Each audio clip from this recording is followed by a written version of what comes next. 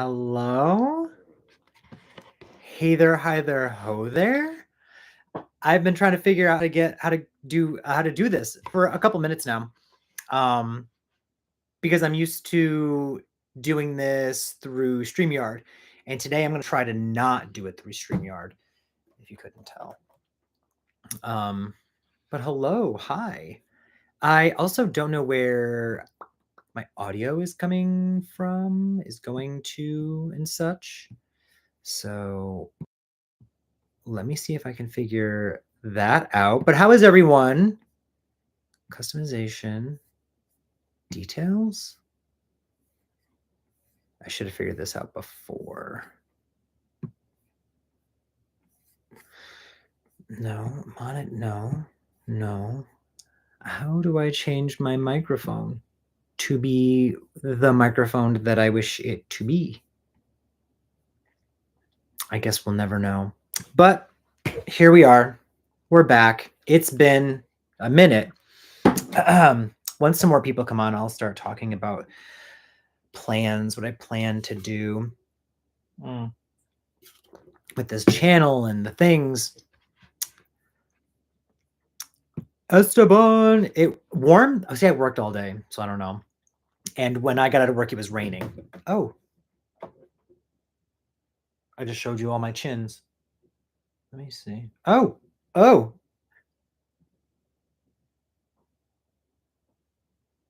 Okay. Wow. I need a ring light. I'm using this.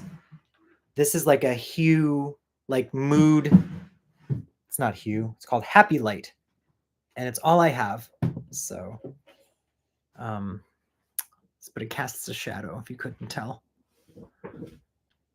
Oof, Esteban, the Deliverance. Oh, we didn't finish it. We didn't finish it yet. Moses doesn't want to watch it. The rest of it. I mean, we got to the spoilers for anyone that's going to watch this at some point and has not watched The Deliverance with Glenn Close and Andra Day. We got, what's her face is possessed and she's all whatever. Let me see. Monique is at the hospital with the boy.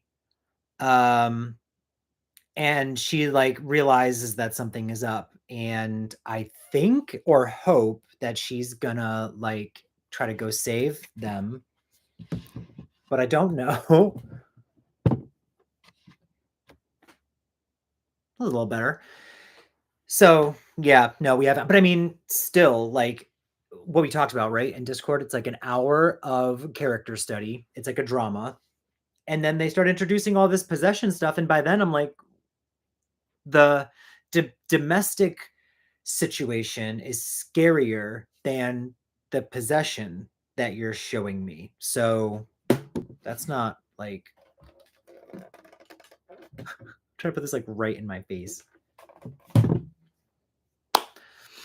So yeah, no, not. I mean, cute, decent idea. Sure, they tried some things. I mean, Glenn Close playing that character and saying the things that she says. But overall, not scary. The actual living situation, like what they're going through, was scarier. Like the neighborhood, and they can't pay their bills, and mom is not a functioning alcoholic. She's just a full-blown alcoholic. Her outfits and bad wigs were a thing. Yeah, I mean, it was a choice. It was, I mean, you could tell it was on purpose. She was trying to look good on a budget. And I think they did that well. I think they did the first hour really well. Unless, were we supposed to like the mom? Like, were we supposed to like her? Because she was terribly mean and aggressive and unkind from go. There was almost no moment of me thinking, oh, she's like a genuinely like good, person who is going through a struggle. She was giving, because I grew up in a household with alcoholics. So she was giving toxic gaslighting. We call it gaslighting now. Alcoholism, like I'm going to do this terrible thing and like push you or throw you or break something, cause a scene. I'm going to scream, I'm going to cry, and then I'm going to play victim and apologize. And you're just going to, like, this is the cycle. They never showed her that I can remember being like a good mom before she would drink and attack her children. So I think they needed to do that. I think they needed to have done that for, oh, except the one time she went off and like hit that kid for picking on her son. But I think that was not enough for me. Sorry. Let me see. You're supposed to be, I thought she was the possessed one. Oh, okay. I figured it was the boy. It's always the boy. They should have done a better job then of making us think that she was going to be. They should have shown, it's almost like the Shining syndrome, where they show her kind of off kilter from go. So when she starts getting more off kilter, we're kind of used to it by then. They should have showed like a very like down and out mom who's really trying and isn't drinking, and then maybe in the course of the movie starts drinking, and to everyone else that is a shock, and it would have hit us more. When she said she hadn't had a drink in 2 weeks, I believed her, and then like 3 minutes later in the movie they show her like at the bar drinking, so I'm like, oh, she's a liar, she's a normal alcoholic who lies. Like, there were just, things maybe we could have changed or fixed, or I don't know, whatever. But I love Monique, period. So loved seeing her. And I love Glenn Close, period. I love every actor in the movie.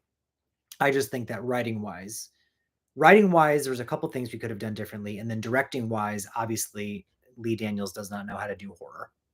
That showed. Besides Granny Kill, what was the demon doing? Oh, since I didn't finish the movie, I'm not sure, but it seemed like it was trying to possess the boy to live again. Like, I don't know. I mean, I didn't finish the movie, so I'm not sure, like, if they tell us at the end. But usually there'd be some kind of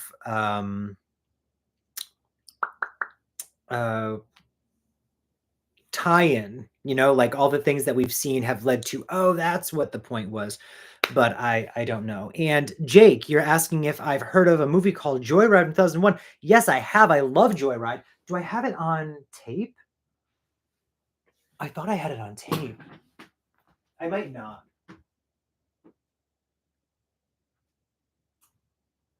I don't see the tape, but if I find it on tape, I'm gonna buy it. But I have it on DVD definitely somewhere. I haven't seen it in a long time, but I used to love that movie. I gotta watch that. I know it's gonna be really extra, so I should be entertained. Neurotics here. Wait, which one? Oh, The Deliverance. Oh, we were just talking about it. Shh, don't. It's okay. We weren't spoiling anything because I haven't seen the end anyway. Hello, everyone. I'm so sorry. I'm late. Esteban and I have been talking about The Deliverance anyway. Graveyard Key. Hello, Neurotic. I saw Jake, Esteban. Thank you all for being here. I just wanted to like come back and catch up because it's been a minute. Like it's been a while. Yes, Jake, R.I.P. Paul Walker. I remember loving that movie because it portrays itself as like a slasher-y movie, like middle of nowhere being pursued, and they kind of lean into like this slasher aspect, but the end is so clever and suspenseful. It's just good. It's a good movie. And I love Steve Zahn. I feel like he's underappreciated, or he was. He does a lot of more stuff now. So I love seeing him do something that was more serious, but he still got to play like a fun character. And if I remember correctly, their shirts come off. So that's cool, right?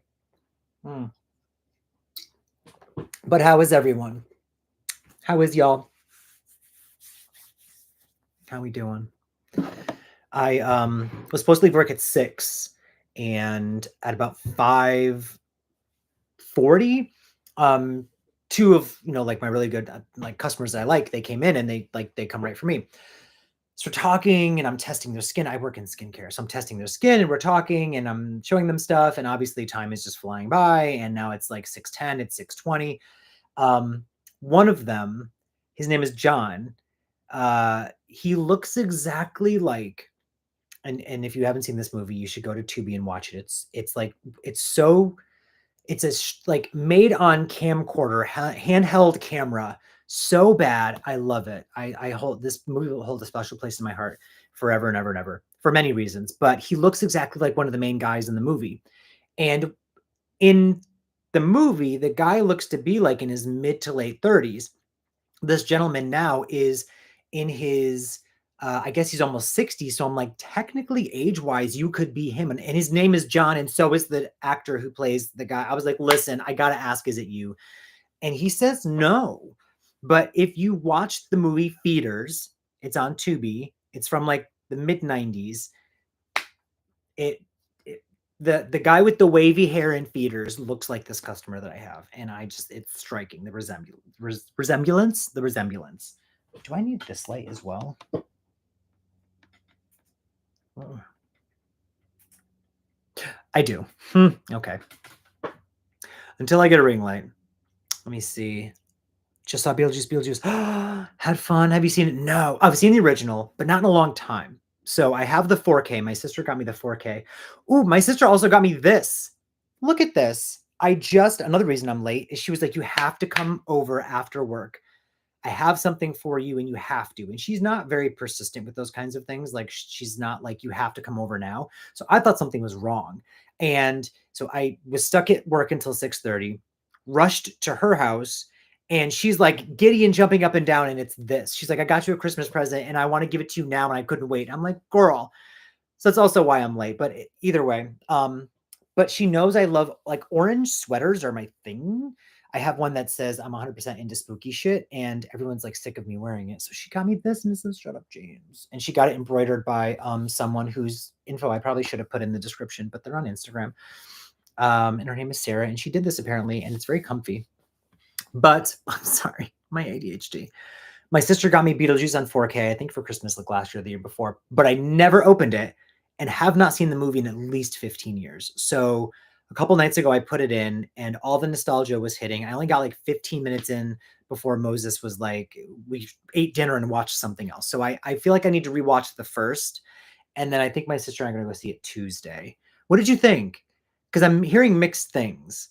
And I'm hoping it's not like a Hocus Pocus 2 where we waited so long and then we get this movie that's absolute trash. Watching bad Tubi movies is one of my guilty pleasures. Neurotic. Find Feeders and then watch the holiday sequel, Feeders 2. Wait, what's it called? It's like sleigh bells or something. I forgot what the hell it's called, but there's a sequel, and the sequel is just as terrible as the first one, but it's Christmas themed. I saw it as a kid. I saw the cartoon on TV a few times. I forgot about the Beetlejuice cartoon. Watched Wes Craven's My Soul to Take on Tubi. Ooh, I need to revisit that one because I remember. I'm over here. I remember hating that movie. It was the first Wes Craven movie I watched where I was like, I don't think he even tried. Like, and I think he also wrote it, which was shocking because he is a great writer. And so I was like, there's something wrong here. And then he passed not that long after. So I think it was kind of just maybe he wrote this movie and just wanted to get it made and got it made. And No Grave says I don't need to revisit. I guess I won't then. And it was just bad. Like it was just bad. But it had that really great actor guy who was like, it was only his first or second movie at the time. Justin no. Forgot his name. Very attractive. But yeah, no, I agree. I didn't like that movie. It's not even weird. Not even more weird than the live action movie. Okay, it was so bad. He wrote and directed it. It was awful. Yeah, I was shocked. Wes Craven didn't try that hard on Deadly Blessing. Oh, I haven't seen Hey Fluorescent. I haven't seen Deadly Blessing. Is that the one where the basketball death? Yes, is here. Yes. Oh, I'm sorry. That's a great sweatshirt. It should be part of your merch. It's so funny. Well, I think you already heard me probably say my sister got it for me. This is something I was thinking maybe I would do at some point for y'all, but I was like, who would want it to say "Shut Up, James" on their shirt? They'd probably be mistaken. People would think that their name was James. But if you like something like this, I will make it happen. I just added a new YouTube tier membership level words, where it's going to be like a discount code for when I have merch and stuff, and that's how you'll get access to like my Discord and whatever for whoever's not already there. Deadly Friend is the basketball kill. So Deadly Blessing. I didn't know he did I didn't that's funny. I think I have a sweater that's like a Wes Craven stack, and I think Deadly Blessing is in that stack, but I was mistaking it for Deadly Friend this whole time. Deadly Blessing has Sharon Stone, and the font is fire and definitely brand. Okay, so but it's bad. Perfect fall autumn vibes.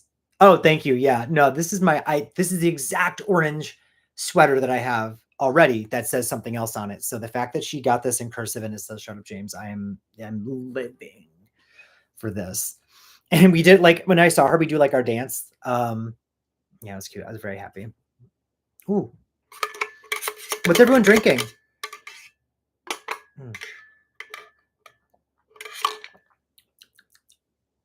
Ow. I cut my mouth a couple days ago. I keep forgetting. But what's everyone drinking? What are we watching? I was just talking to someone about like how this has been a pretty good year for movies, for horror. That happens now, by the way. It goes on and off. Because I've watched now I've seen Long Legs. I've seen The Deliverance, which is like the new thing right now. I'm excited for Brandy's movie, even though I'm told it's bad and I'm assuming it'll be bad, but I'm still excited for it. I did not like Immaculate that much. Loved the first Omen. Let me see. Neurotic is drinking Gatorade Zero. I love Gatorade Zero, so don't let anyone tell you that Gatorade Zero is not lit because I love it. This is half water, half ginger ale. I water down everything that I drink. That way, like in my mind, it's healthier and it lasts longer. Graveyard Water and Soup might watch the Friday remake. I'm actually working on a video where I'm going to talk about the Friday the 13th films. I'm not mentioning it.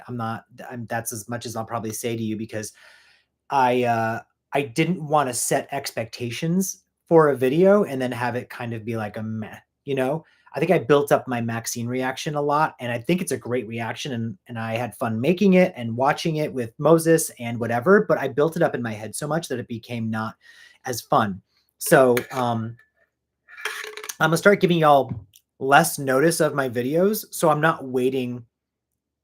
I get anxiety waiting for my videos to get released. Like if I finish it and it's just like on a timer setting to post at some given whatever, I get anxious. So I'm gonna be like tomorrow, surprise, you know. I'm gonna do more of like a Nick thing. Nick is like tomorrow this, and I'm like, oh crap, and then tomorrow I'll watch the thing instead of me being like, hey guys, in 3 weeks, I will be posting so and so. Let me see. Paused Ghoulies 3 when I realized I was late for this. Let's go Ghoulies 3. I have not seen 1 or 2. I'm sure that the the third is the best. Let me see. I've been watching a bit more YouTube true crime. Fell down the Scott Peterson rabbit hole. Oh, I keep seeing things about Scott Peterson's nonsense, and I keep not watching. We see the one from Connecticut. I think he's like, he's like probably my neighbor. The Friday remake is severely underrated in my opinion. It condenses pretty much all the films into one, and Derek Mears as Jason was awesome. I have slightly different opinions, but I will agree. I think Derek Mears did a fantastic job as Jason, and I am sad that he didn't get to do that more. I will say that. Ghoulies 2, Ghoulies 3. I went all comedy, and Ghoulies 4 I went 90s trash. I love 90s trash. I love 80s trash more, but I do love some 90s trash. That's relatable. Sometimes if I give myself too much time for things, sometimes I build it up in my head. That's what happened. And I spent all day yesterday kind of in a panic, and I was editing a different video, and then some guy was fixing a leak that we had in the ceiling because the shower from over here was like blah, blah, blah, blah, blah. And my whole day was just kind of like snowballing into anxiety for absolutely no reason. And then I was editing and having a great time and oh my God, the premiere.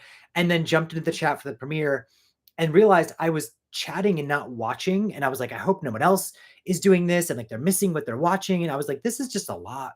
Like I did a vote on Discord for should I do a normal posting or a premiere, and overwhelmingly so people voted premiere.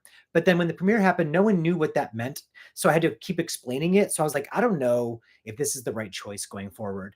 But either way, I'm glad the Maxine reaction is out there, and I'm glad that it taught me to just chill the frig out. Like, oh, I love this is my favorite color to wear, I'm realizing. And I have a sweater. I'm sorry I'm repeating the story, but Lego just jumped on. I have a similar sweater with different words, and my sister got this made for me, and I just picked it up right before doing this live stream. So, I love it, and I'm glad you love it. Fluorescent says Ghoulies 2 has to be the best. You know what? Someone recommend I watch Ghoulies then, please, or request it on Patreon so I can watch them. Ghoulies 4 is a Jim Wynorski film. Great. Who is that? Per se. Graveyard Friday 09 feels as much like the 80s Friday as Designing Women feels like Full Metal Jacket. I think maybe that I almost agree with what you just said, but I can't tell. Oh my gosh, Jake, thank you. Oh, I can put a little star on it. Thank you, Jake. What would you like to dress up as this Halloween? Ooh, if you do that. Anyways, favorite Halloween set movie.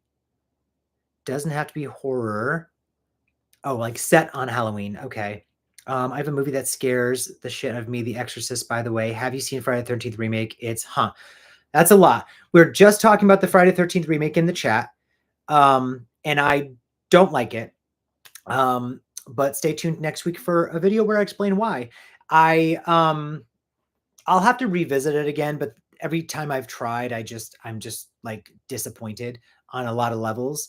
Mostly because I think every character is extremely unlikable, and I just get my ADHD brain kind of goes boop boop boop boop because there's nothing keeping my attention because I hate every character on the screen. So I'll have to give it a try again because I know it's got like good deaths, and it probably visually looks cool, but overall I just don't enjoy it. Jim Wynorski is Mr. Sorority House Massacre 2. Oh, I've heard such great things about him, and I haven't seen that movie yet, but I've heard that there are like these spin-offs and that he does a great job at that movie. Okay, so I've heard of his work. I'm sorry, back to Jake. You asked a lot. I got a Halloween set movie. I will say my go-to watches every Halloween are Hocus Pocus, Halloween H2O, and Casper.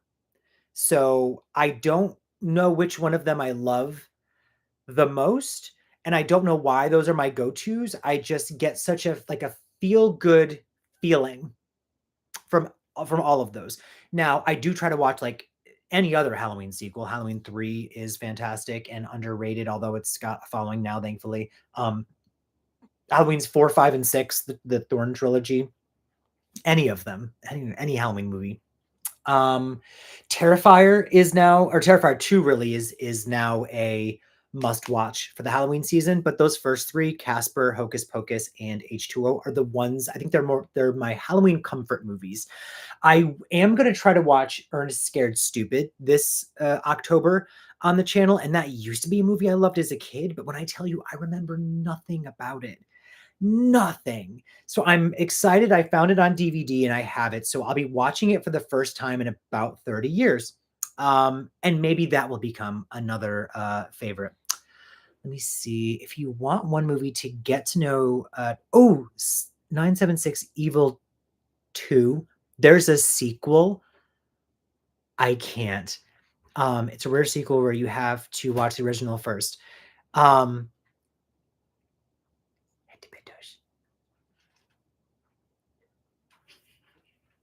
Moses just got home.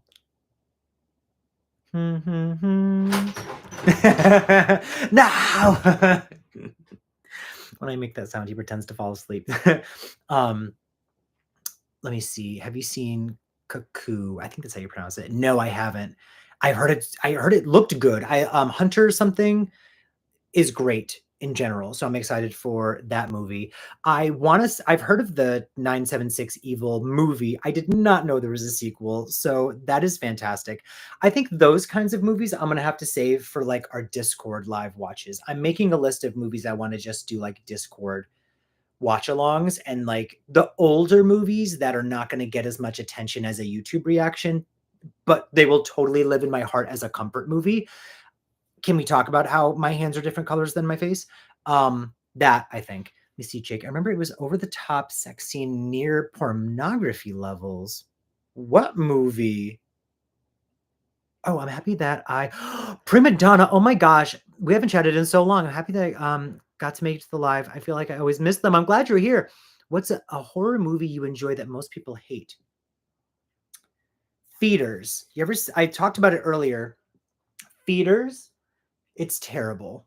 I love it. I keep showing off my chins. I have gained weight because of my herniated disc. Did I tell y'all I had a herniated disc? And they gave me medication, and it made me crave sweets, and I just started binge eating. So I'm weaning off of that medication. It was like a nerve medication. It also gave me total brain fog. So not interested in that, but I'd like to have my jawline back. So I'm gonna, let me see. I'm looking at the VHS tapes because I feel like that's a good. I don't know. I feel like there's like certain sequels that I probably enjoy that people think are like not good sequels. Feeders for sure.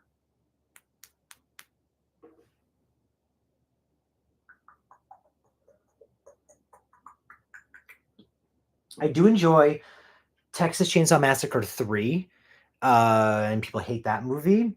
I love The Next Generation. I think it's total crap in a good way.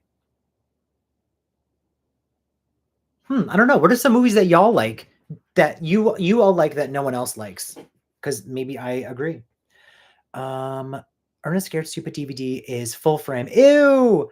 No! Wait, so stupid out of print Blu-ray. Oh, so is there a Blu-ray that is not that? Where is my Ernest Scared Stupid? Where did I put that hoe? Oh, you know what? I probably put it away. So I had to clean up this room because I don't have enough space for all the movies. I have these bins, and each bin is labeled with like what type of movie is inside. Like one entire bin is just duplicates. Because at one point I was like, I'll do a shop, like I'll buy the movies cheap and sell them for cheap because sometimes y'all can't find these movies or giveaways and stuff. But I think Ernest is in here.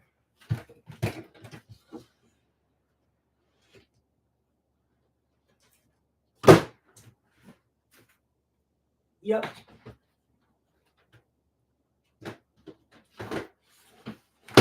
Oof. I'm so excited to check this out during the full frame. Yeah. Now, when I watch it, I might not necessarily be watching it from the DVD. So if I find it streaming someplace somehow, then I'll be watching it that way. But regardless, I've watched full frame movies on the channel before, and it's just fine. I'm excited. I'm so sorry I'm behind on these chats now. I love Halloween Ends. Don't need to talk about it. We don't. I did a reaction to it. If you haven't watched the reaction, you can watch that. I loved the first half of that movie. I love Cool World, and I know it's not good. Is that the cartoon one when like Brad Pitt or someone goes to like Cartoon Land? Glorious may be a good Discord movie. Glorious. What is that? Halloween Ends isn't my fave, but I enjoy it. I like Idle Hands. I love Idle Hands. I had forgotten that I loved Idle Hands. And then a couple months ago, I did a reaction on the channel. So on Patreon, it's the full length. On YouTube, it's the edited version. And I just had a blast. I was shocked that it was so good and that I had not like already been watching this for most of my life. I remember watching it once, probably just the once when I was a kid, when it first came out, and being like, oh, that's cool. but like horror comedies weren't my vibe back in the day because I was a stupid person. And now I have it on VHS. I'm pointing over here, but I don't see it. Where are you at, Ho? Oh, there it is. I have it on VHS over there. And I don't think I have it on DVD or anything. But I need it. A, B, C, D. No, I don't have it on Blu-ray. And I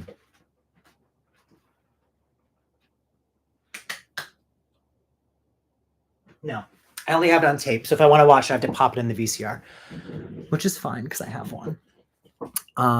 So you have a bin. Yes, Esteban. One whole bin is just Seed of Chucky. You better, I mean, can you imagine? Ends was just a bad ending. If Corey was set up in earlier films, yes, Graveyard. That's the thing, is if this was a thought out trilogy, I think I would have accepted the ending more. I could go off for days about Halloween Ends, but each movie like ignored the lore of the previous film, and I just thought as an audience that was very disrespectful. Like, it treated the audience like an idiot. Like, remember what we did before? Who cares? This is a new movie. And the only common denominator was Laurie, but her arc is non-existent. She's one person in the first movie, a different person in the next movie, and a different person in the next movie, but not progressing forward in a cohesive way. Like, how dare you have the third movie take place like years later or something, and you rush this weird opening of like the town turned evil and blah blah blah blah blah, and it just was, I just can't, and I won't, and I won't, and I can't. Okay, Fluorescent says, yeah, it was Cop Brad Pitt trying to keep animated. Yes, yep, that was that movie before Cool World. How come they haven't really made a horror movie with a murderous cartoon character? But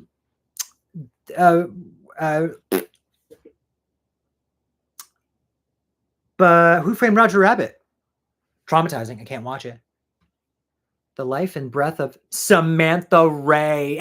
I'm watching Sinister right now. Love you. Bye. Bye. You're watching Sinister. Ooh, that's scary. Samantha Ray. Have you seen it before? Ermerger. Good luck. You're not watching it. Are you here? Are you in my home? Are you with Moses? What? Sam is a friend of ours, so sometimes she'll come over and they just watch scary movies together.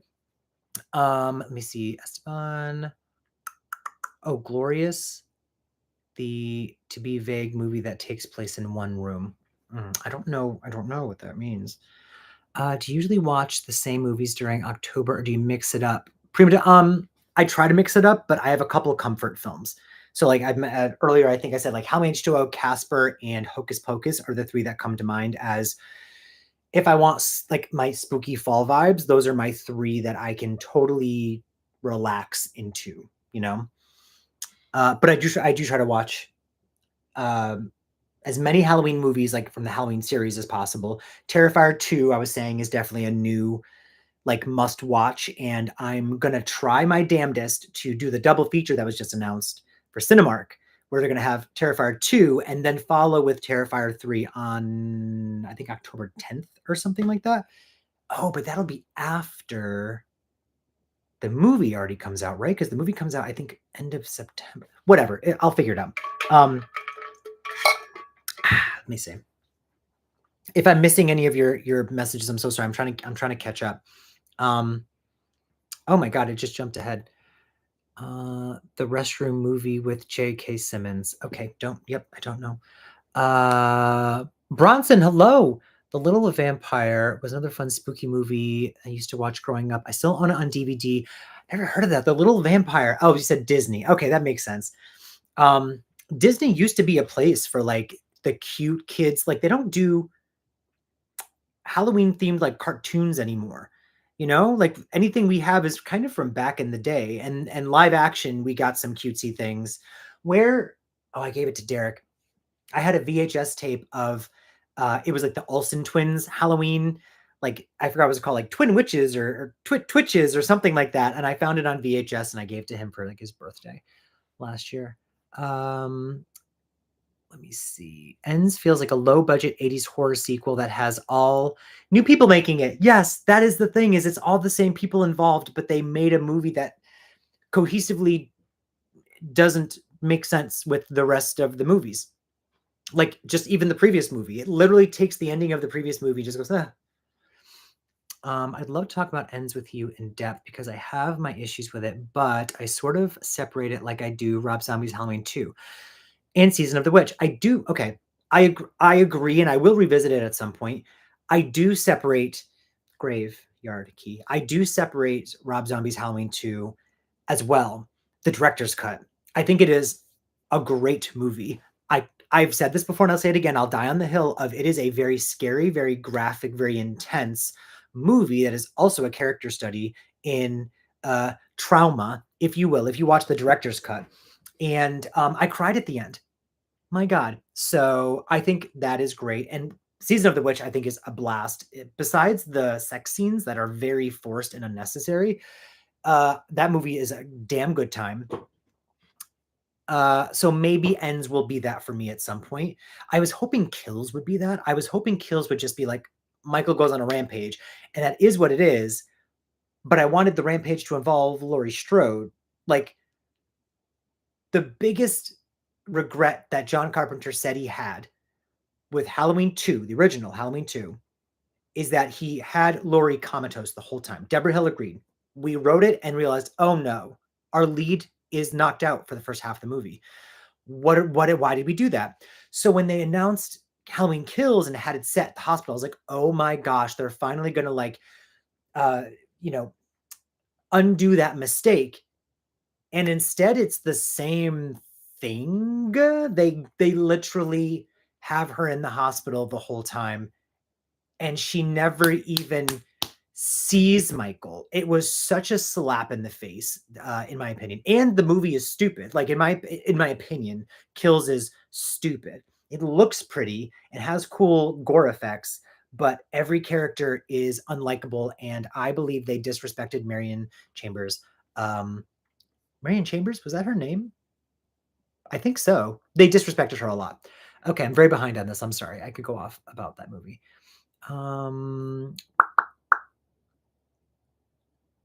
Yes, neurotic. Yeah, if Season of the Witch wasn't called, but would we be talking about it as much?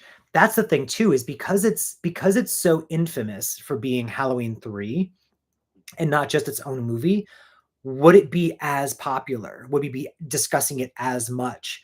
Or would it be, like a Night of the Creeps where it has a following, but it's definitely not on the same level? I'm saying Night of the Creeps because Tom Atkins, of course. Justin, Justice for Marion Chambers. Yes. Like she came back in Halloween H2O and gave us one of the just best openings because it's fun, it's slashery, and it sets up the mood for the whole rest of the movie, right? I keep stuttering on my words. She's such a smart character in that she makes all the right decisions. She sees something and goes nope, and goes to the neighbor's house. She hears a noise and goes nope, not interested. Puts up a hell of a fight, screaming like in here, god damn it. I was like yes, and then she still bites it. So spoiler for the 20-something-year-old movie. It's almost 30 years. Wow.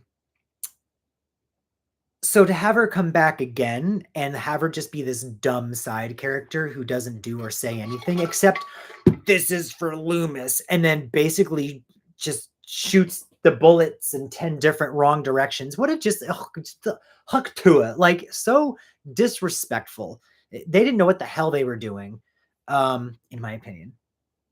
Allegedly. Halloween 2 1981 is actually by far one of the franchise's weirdest movies. Yeah, I don't really think Halloween 2 1981 is that great. I love the opening and I love some of the characters because they're fun, and the ending is cool and fun.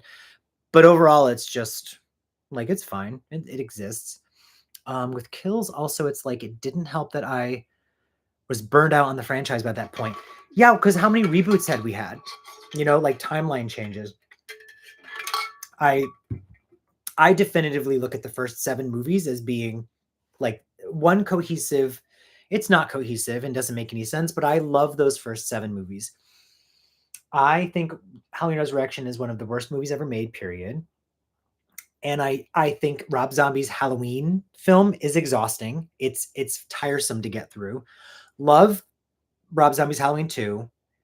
And then the Halloween 2018 film, I watched it, was it 2 or 3 times in theaters? Because I watched it and was like, "Hmm." I was like, "I felt nothing from that." So I watched it again and was like, "Huh." The people I was with loved it, and I was like, "I feel nothing." And then I watched it when we got, like, home, and I bought it because of course I was gonna buy it. And I watched it, and the more I watched it, the more I realized I just look at it as, like, a very expensive fan film.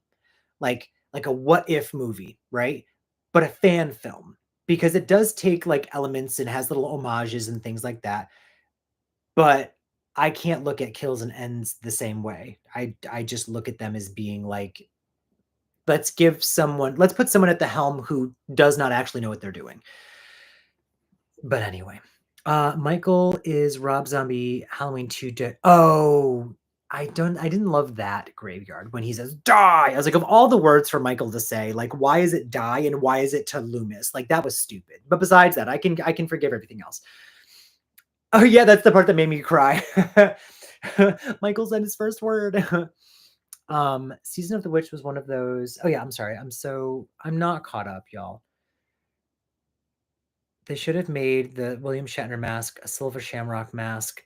The cowards. Well, did you see there was the alternate ending where the mask at the end of Halloween Ends actually did have the shamrock thing in the back, and I was like, better ending.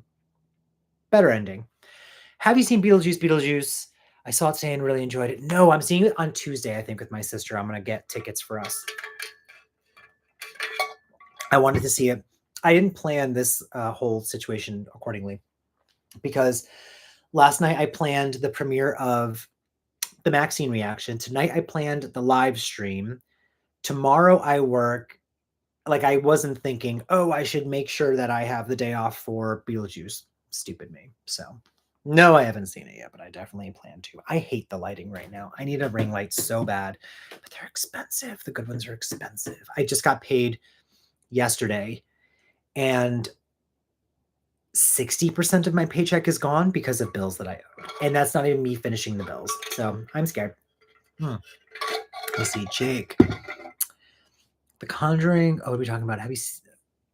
The Conjuring, The Descent, The Strangers. What is that in reference to? I saw the trailer for Slaughterhouse. I wanted to see that, and I do still want to see that. Will this light come back on? How are you all gonna know that it's me? Oh, because it's on my shirt too. It's fine. I want to see that Slaughterhouse.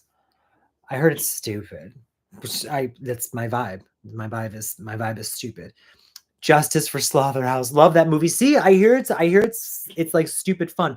I'm a fan of the idea of inanimate objects, or I mean, in this case, it's an animal that are like a killer. Like, there's a movie called Rubber, right? Which is like a tire, like a killer tire. I want to see it so bad. There's a killer sofa movie I want to see. Let me see. Jake asked what horror movies you hate that everyone else liked. Oh, I'm sorry. So was I saying it wrong before? I was saying movies that I like that everyone else hates. So Jake is asking what movies you hate that everyone else likes. That's a good one too.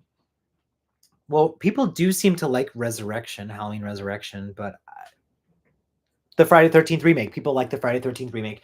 I don't. I'm a Rob Zombie's Halloween 2 director's cut. Uh, you know, truther, fangirl. Halloween: The Curse of Michael Myers. People really don't like that movie, and I love it. Halloween 5 as well.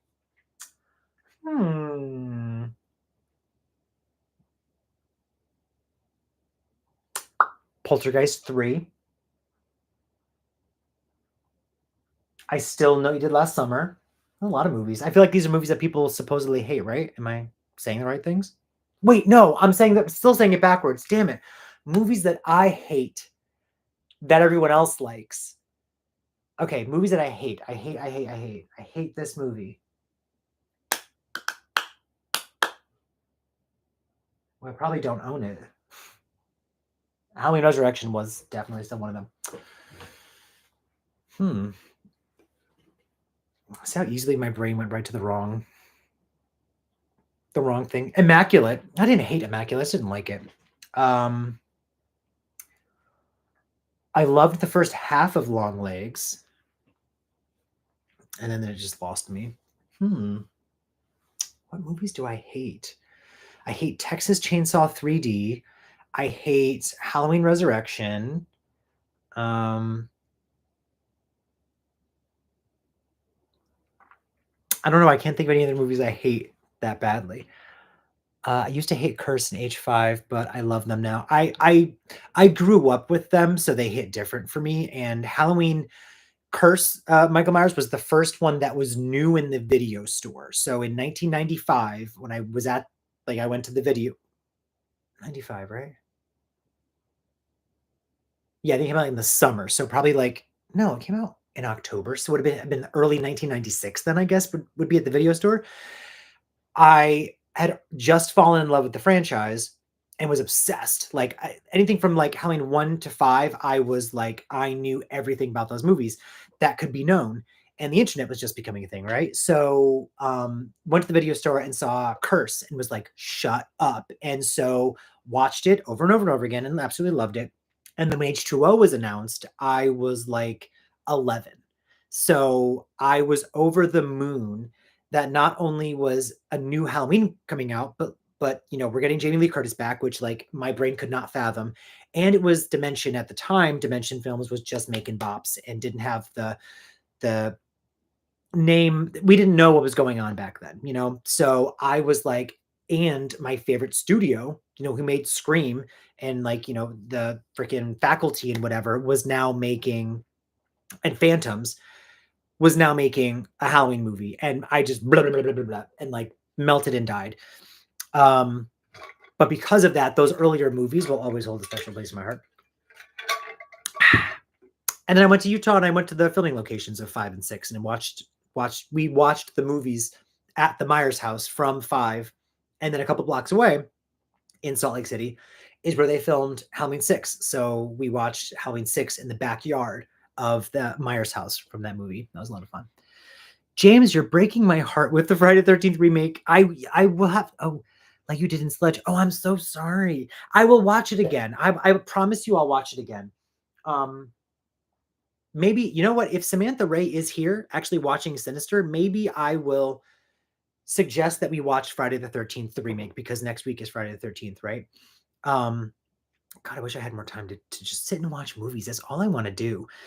Let me see. A good inanimate object killing movie is Chopping Mall. Oh, Chopping Mall was fun. I watched that.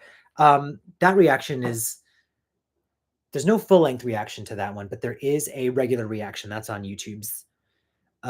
Graveyard says H5 and Resurrection can go to hell for me because I'm such a H4 truther and I love Rachel. Now, I will absolutely agree that they did one of the dumbest things in the franchise. Two of the dumbest things in the franchise were killing Rachel in 5, recasting Jamie in 6. Two of the dumbest things that have ever happened. Although recasting Jamie in 6 means if they ever wanted to do like a, you know, she comes back kind of timeline sequel, they could, because she could definitively say like, that wasn't me. They were talking about genetics in that movie. They could have had a Jamie Lloyd clone. I'm just putting it out there. Someone hit me up for the story idea. Just pay me a couple bucks. And oh my gosh, what is it? But I understand why people don't like 5. I understand why they don't like 5. I think it's creepy. I like the characters. I think Sam in her devil outfit is fun as hell. I loved her stupid boyfriend. I'm obsessed with Tina. I think she's fantastic. That's why I named my TV Tina. Like it, you know, I stand. I actually didn't like Carpenter's Halloween until maybe 2003. See, I thought it was so fantastic. I actually like it less the more I watch it. I think because now I've just watched it so many times and dissected it so much that I look at it more logistically than as like a fun experience, which So I haven't watched it in a couple of years. That way I can finally revisit it and be like, oh my God, this is so charming again. I've had to do that with some movies. I've had to like not watch them for a while so that the charm comes back. By the way, one time during Halloween, someone played Leprechaun on TV and put it on for trick-or-treaters to see. It's like Child's Play. Oh God, they put on Leprechaun? I've seen that movie. It's terrible, if I remember correctly. Like campy and bad on purpose. But Scotty, don't bother watching Brandy movie, The Front Room at the Theater. It wasn't a horror movie, more of a comedy. So the trailer was misleading. No, damn it. I've heard it's being described as A24's first big mistake. And I'm so mad if that's the case because I love Brandy. Let me see. Chopping Mall. Oh, he did Chopping Mall. Jim Wynorski is everywhere. Yes. Shoot me because I've seen hundreds of 80s schlock fests, but I thought Chopping Mall was meh. I mean, it's not fantastic, but it's kind of not meant to be good. It starts off great to me. I love the opening scene with that guy who was in Piranha and that lady who was in Night of the Comet. Names I'm not good with. And then we get introduced to the characters, and I loved everyone. I was loving what's her name? Barbara Crampton. I was loving her. Loving who's the actual lead of the movie? Just making an M sound. Her name's there's an M in there. Night of the Comet.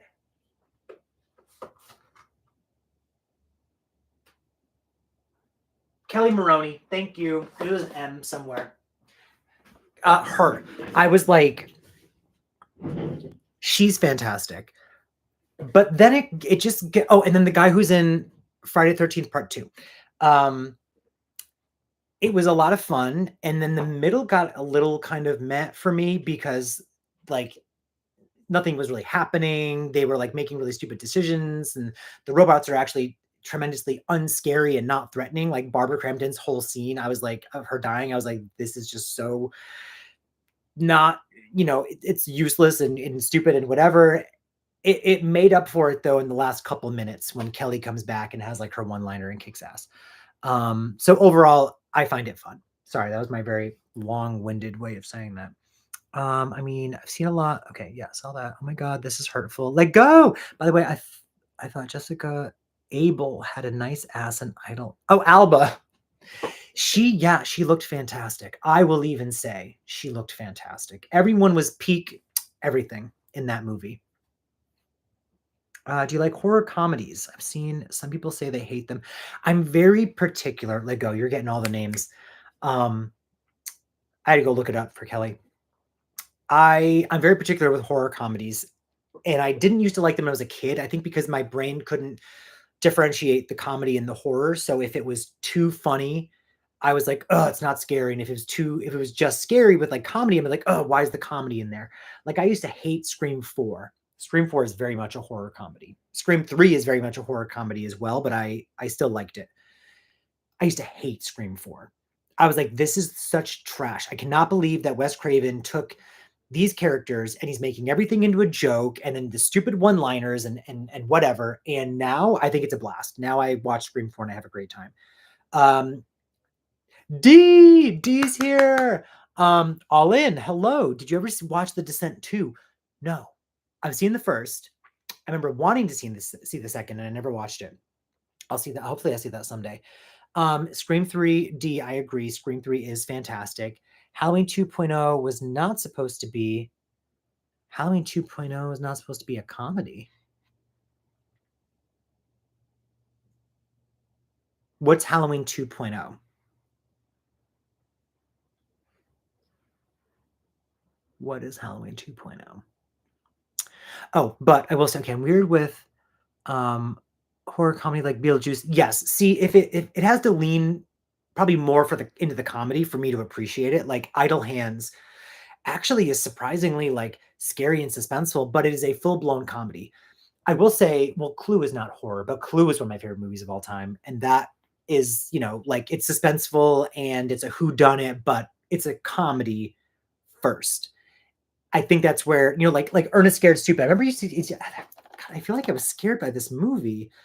I remember like a troll being in bed with someone, and I feel like I screamed or got scared or cried or some damn thing. But probably all the above. But it's a comedy that had horror elements. I think that's what I appreciate more. If it's full horror and there's comedy thrown in, I'm not gonna like it as much. Um Fluorescent hates Scream 5 and 6 with intensity. I think 5 is a fine movie. It is the weakest of them all in my opinion, and I love 6. I think 6 is batshit crazy. I think 6 is like 2 on steroids. They took Scream 2 and they injected it like with Gen Z gore, blood, ridiculousness, camp, chase sequences, horror, whatever, and then said New York City, and that's Scream 6 to me, and I love that. Nightmare Fuel, yep. Oh, I meant H2O. When Michael closed the kids around the couch, the whole theater. When Michael chased the kids around the couch.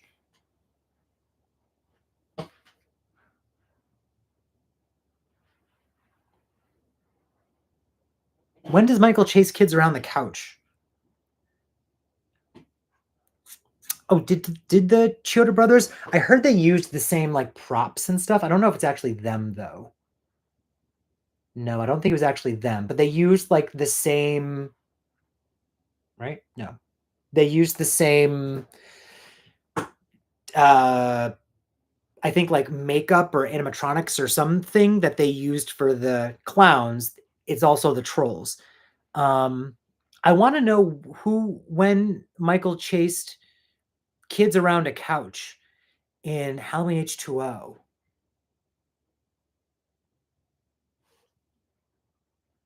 Not in the opening. The opening, he only chases her. When he chases the teens later. I will say Michael is very I describe him as dainty in Halloween H2O. I love Halloween H2O, but he's the least scary Michael of the bunch. But he like he's very like he holds his knife like and when he moves the guy who plays Michael seems like a great guy in that movie. Like I've seen behind the scenes footage of him, great person, but he did not do a good job. And it's the most like delicate, dainty Michael that you'll ever find. When he pushes John outside. So okay, I know this movie like the back of my hand. That's why I'm confused about this couch situation. So when he what is it? He jumps out, grabs Michelle Williams, Molly, grabs her. John turns, punches him. He literally throws her, and he goes like this. He goes, like the biggest gay push you've ever seen. And I was like, you could get a better cut. Like I feel like the director was like, "Yep, we got it. Move on to the next thing." Like there's no take two. Sorry. I used to despise Slumber Party 2. I can't believe how dramatically that opinion changed. I adore it now. I immediately loved part 2. I loved part 1 for being campy and 80s and weird and whatever, but then surpassing my expectations by being actually scary. And then having all of the women come together and literally kick ass. And like the phallic symbolism of the drill was literal in that movie. Loved it. And the second one was like, yeah, cool, but like what if it was on cocaine? And what if it was like maybe a dream and there's music involved? Like it just went so batshit crazy. I love the second. I'm excited to watch the third, although I don't think it's going to live up to the first two. Let me see. Chioda Brothers did, or yeah. Do you like Slumber Party Massacre 2? Oh, yes. I'm sorry. I loved it. I have a reaction to both movies. So I'm sorry, I just keep plugging myself, but I've watched all these movies on the channel. So Slumber Party Massacre and Slumber Party Massacre 2, I've watched on the channel before. And I believe Slumber Party Massacre has a full-length version on Patreon, I think. If you want full lengths of all my things, that's on Patreon. Change some opinions in a big way. There'll be no change for Scream 5 and 6. Well, in my stomach. Only actually seen Slumber Party 1. Gotta watch 2. Neurotic. It is fun. Slumber Party Massacre 3 is an experience. The third act is memorable. I'm excited. It's tough finding the movies that I'm gonna watch to edit for YouTube, but I'm also OCD with, like, if I start a franchise, I should finish the franchise.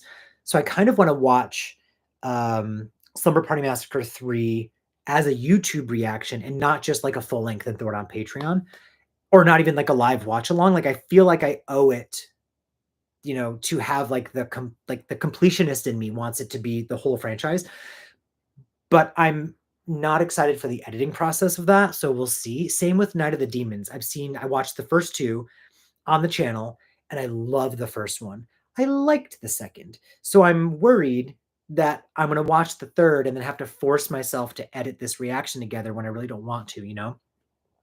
Um, Take Care with Slumber Party Massacre 3. I do now love the first 2, and Act 3 is rough. Oh, it's rough? Oh, no. It's memorable, but it's also rough. I love that.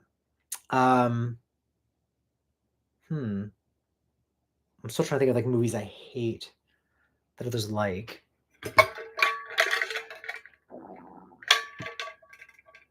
It's my tummy. Hmm. I would probably own a movie that I hate because I'm stupid like that. Oh, I do, but I think, they're probably packed away. There's definitely movies I own that I don't like, and I'm like, "Why do I own this?" Um, but again, I'm a completionist, so like, Halloween franchise, even though I didn't really love the 2018 film, I bought it. I was like, "I need to have this." When Kills came out, did not buy. When Ends came out, did not buy. I know they're releasing like little trilogy sets, so at some point I might just say that I own them. But when I tell you, I'm not excited for those movies too. Jake, thank you very much. Jake, I appreciate you so much. Oh, what did I just do? I want this little bar to go away. Can I move? Okay, stretch this out. That's what he said. Do you consider The Nightmare Before Christmas a Halloween? Ooh, by the way, have you heard of TV series called Slasher? Obscure but worth mentioning always. What are some of your favorite? Oh my gosh, there's a lot of questions, Jake.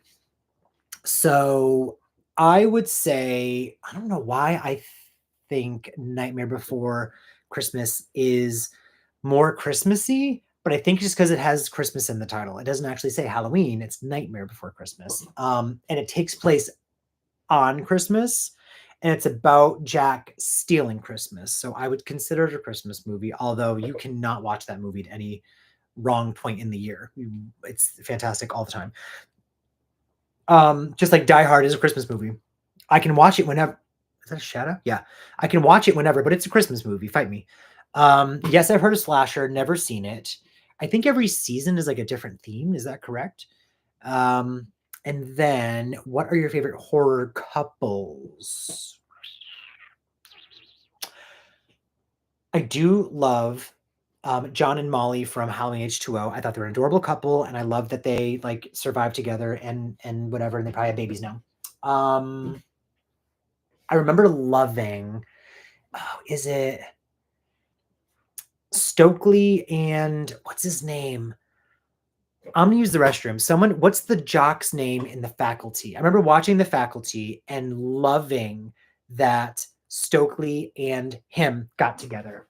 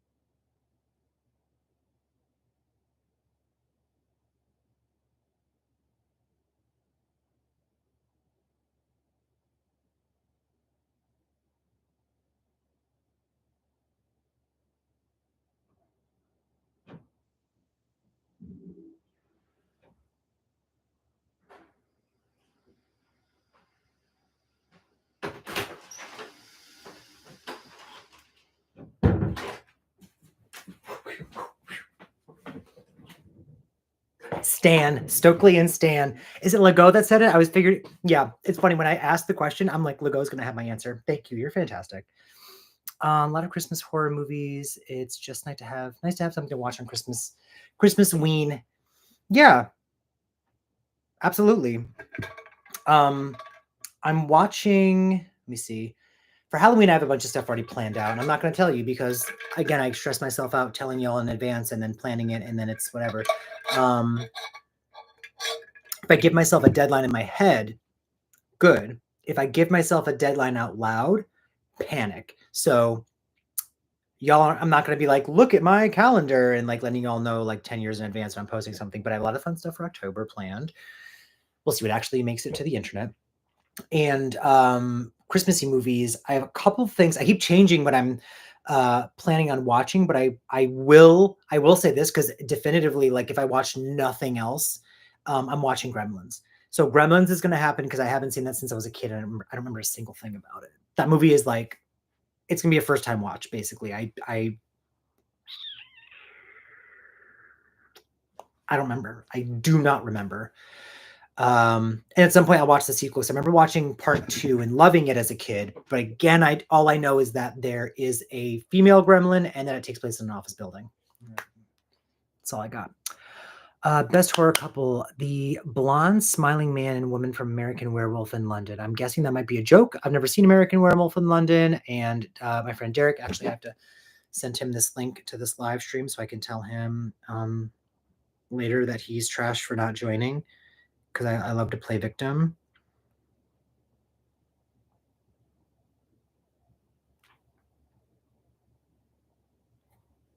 Okay. Let me see. Agree, Lego. Breakfast Club has issues. Oh, we're talking about Breakfast Club. I hated that they got together. It was worse than when Ali Sheedy got with the goth glow down. Yeah, it Breakfast Club was saying a lot of great things, but it kind of like leaned into some things that were not great while talking about other things that were not great. Like she was beautiful before and after, but like wearing pink doesn't mean you're like not unhappy anymore, you know? Although she was doing it to like get attention or something, I forgot. The couple in Howling 3, mostly a joke. I haven't seen Howling 3. Gizmo is the most adorable badass ever. I'm excited to watch it. I have it on DVD also. Around the time I got Ernest Scared Stupid, I was planning and I'm like, I have Gremlins. I'm serious. Harry and Judith are an amazing couple in horror. I don't know them. I believe you though. Even though you and I usually have opposite opinions. Maybe not. Maybe they're trash. I know. No, I have seen when I was a kid, I watched Gremlins and Gremlins 2, but I haven't seen them since I was a kid. So I'm revisit them. But I have not actually, in fact, ever seen American Werewolf in London, except I believe I watched a documentary called In Search of Darkness that gave away the beginning, middle, and end of the movie. And so I put off watching it even longer because I'm also not like a werewolf movie person, although The Wolfman looks good. I'm not like a werewolf vampire, like that's not my vibe. I don't like seek those movies out. I really don't like my double chins. How do I make those go away?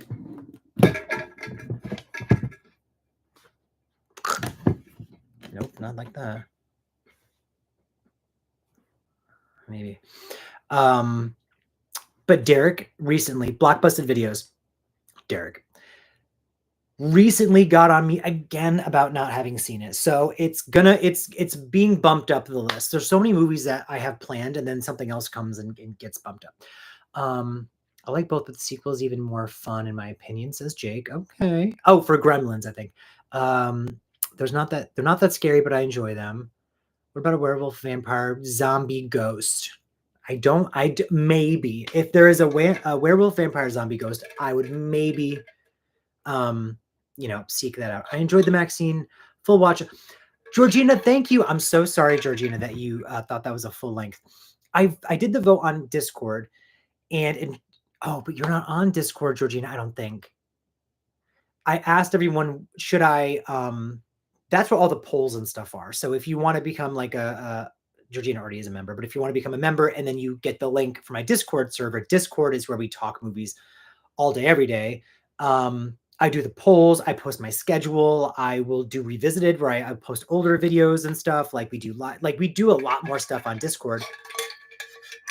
And it was overwhelmingly people wanted it to be a premiere. So when I posted it as a premiere and had been talking it up for like 2 weeks prior, I thought everyone knew what that meant. And then like the day of, which added to my stress, which is no one's fault, everyone was asking, what does that mean?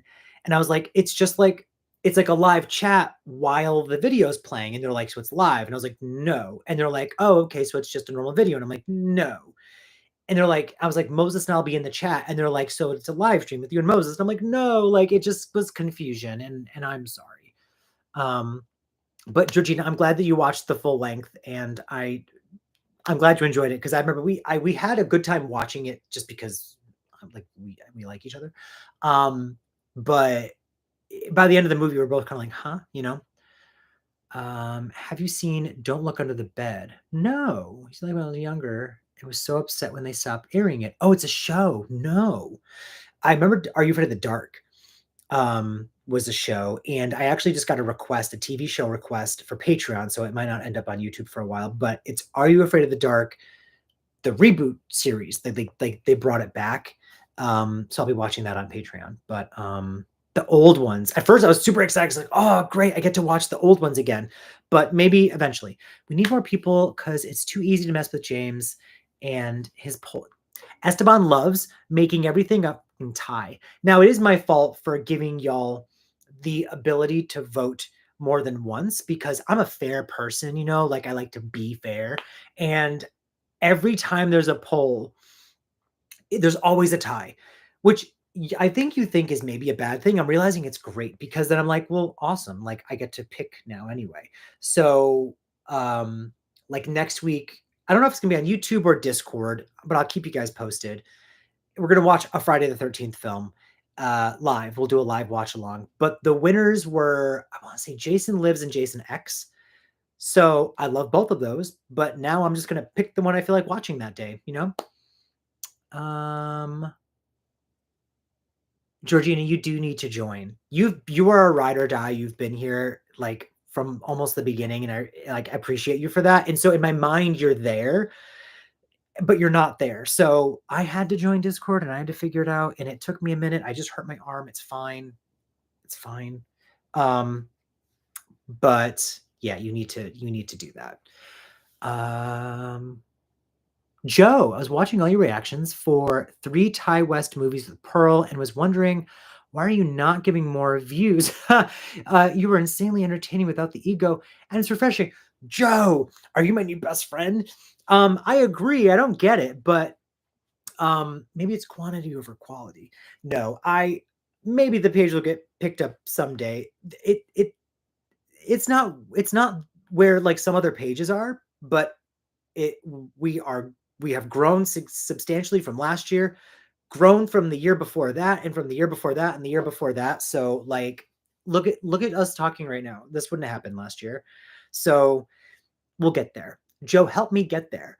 Share, spread the word. But thank you for saying that. It's very nice of you. And I'm another like a completionist. I'm glad that I got to watch X, and then I watched Pearl, and then I watched Maxine. So I have all of them on the channel. I've watched every Evil Dead movie on the channel, and that makes my heart happy just because of the completionist. I made a whole playlist of just Evil Dead. So I watched 2 Army of Darkness, and I have the 2013 movie and Evil Dead Rise all on the channel. It makes me so happy. Let me see. Jason Lives. Me and my son are watching Goosebumps, the old series. Ooh, I want someone to request. Can someone please request on Patreon either the original Goosebumps series or the original Are You Afraid of the Dark series? Because I want to revisit them, but if they're not requested, my brain has to do other things first, you know? Oh my gosh, I love that movie, Prima Donna. Which one? Can't wait. What's on Disney Plus? Goosebumps? Is Goosebumps on Disney Plus? I love that movie. It's my favorite. Never know when a video of yours will blow up. That's true. It's videos blow up that I did not expect. Like when I posted April Fool's Day, immediately like 1,000 views within the first couple of days. And I tried posting it like a week before April Fool's Day. I try to be careful of when I post things. Not careful, but specific. I try to be precise when I post certain things. And that one like hit and has like maybe 2 or 3 or 4,000 views now. I was like, "Holy crap." I was not expecting when I posted Elvira for that to immediately become a huge hit. Granted, I have my friend Kara in the video with me, and she is phenomenal and an amazing human being. Um, but yeah, you never know. Milk, Jesus Christ, I said Milk and Honey. Blood and Honey 2, the Winnie the Pooh, when I posted it, I thought would do great and it didn't. And then like a month later, it blew up. It's strange. It's weird.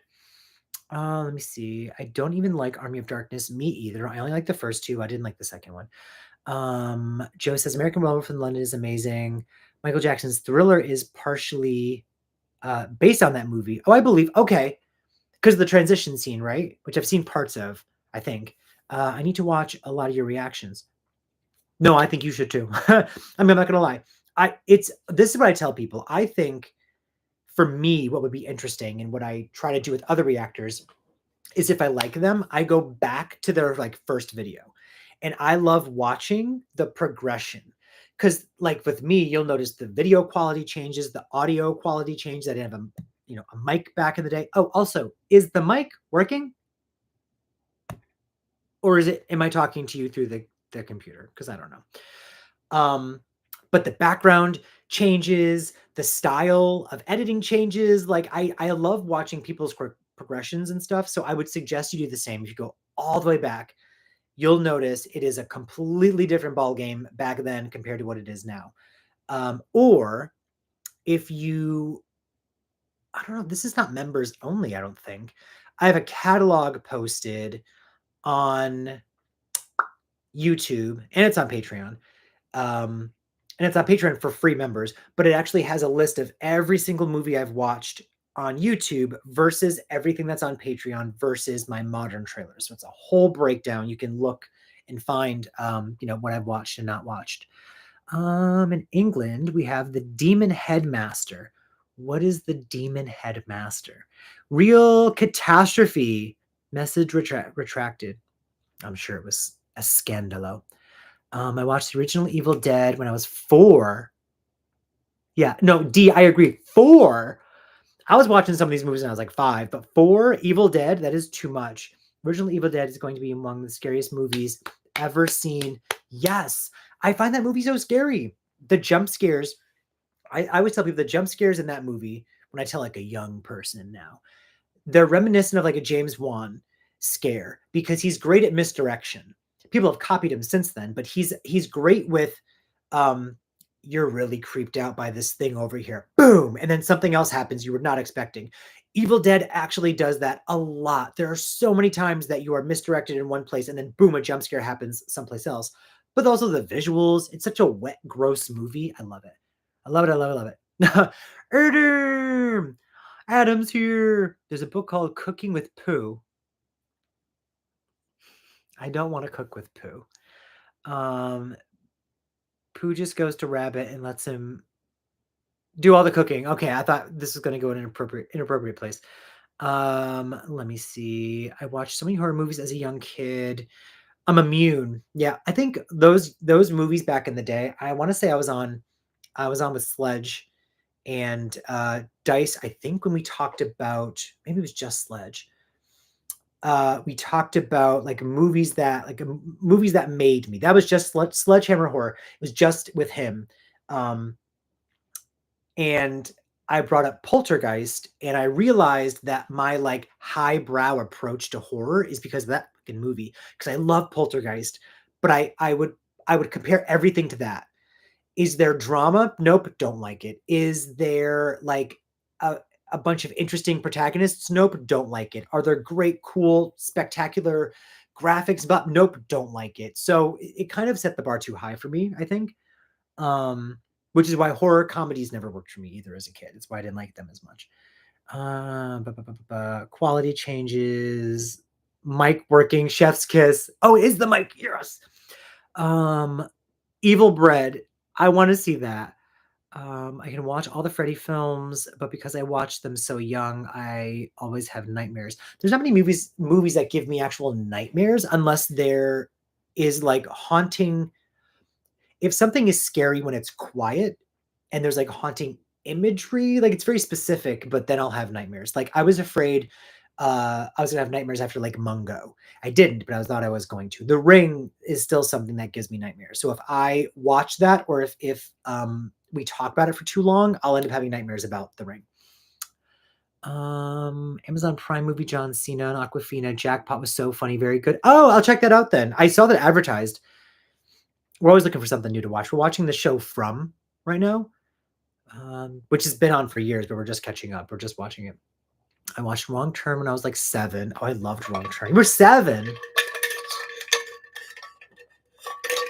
I'm like, I was in high school. I graduated already. Did you break down your new Patreon YouTube tiers? No, Esteban, I have not done that yet, but I shall if you'd like.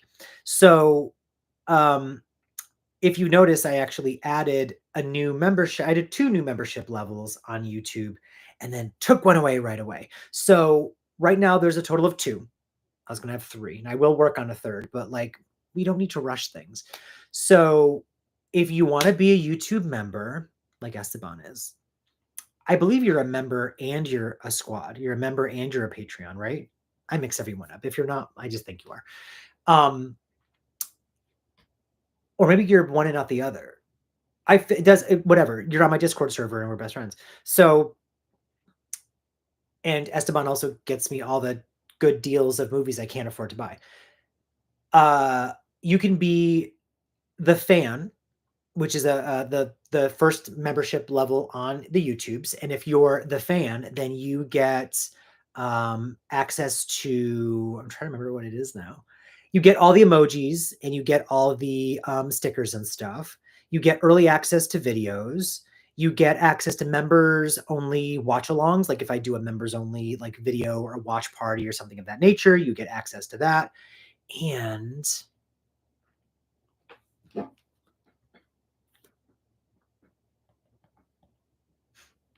I wasn't expecting to go over them.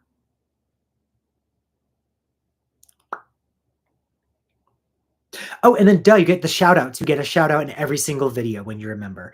And then if you are the star, so the star is the next level. The next level, you get all of that, all the emojis, the stickers, the badges, the early access, the shout outs, and the live streams. You also get access to my Discord server. And access to my Discord server is where you get a lot more stuff. So there are actually going to be more watch parties there where the movie's actually playing on the screen. So it's not going to be a watch party where you have to like sync up at the same time. We'll be watching literally the movie together and the movie's on the screen. I'm on the screen and we're chatting. Movie polls where I'm trying to figure out what to watch next or what to do for a live watch party or just like, hey, what's your favorite Halloween film? Like those polls are always on Discord. You'll also get a full video schedule. So when something's coming, I let you know beforehand. You get a preview and, I post the link like, hey, this video's up now. And Discord has roles where you can actually attach yourself to certain roles to be notified of certain things. Discord has a lot. And that's where I'm talking to everyone constantly. So you kind of want the second level because that's, you get more. Eventually, I'm working on a third level that will likely have access to the stuff that my Patreon members get. But I want to do what's fair. And so right now there is no third level, but I think 2 levels is great. I think that's plenty.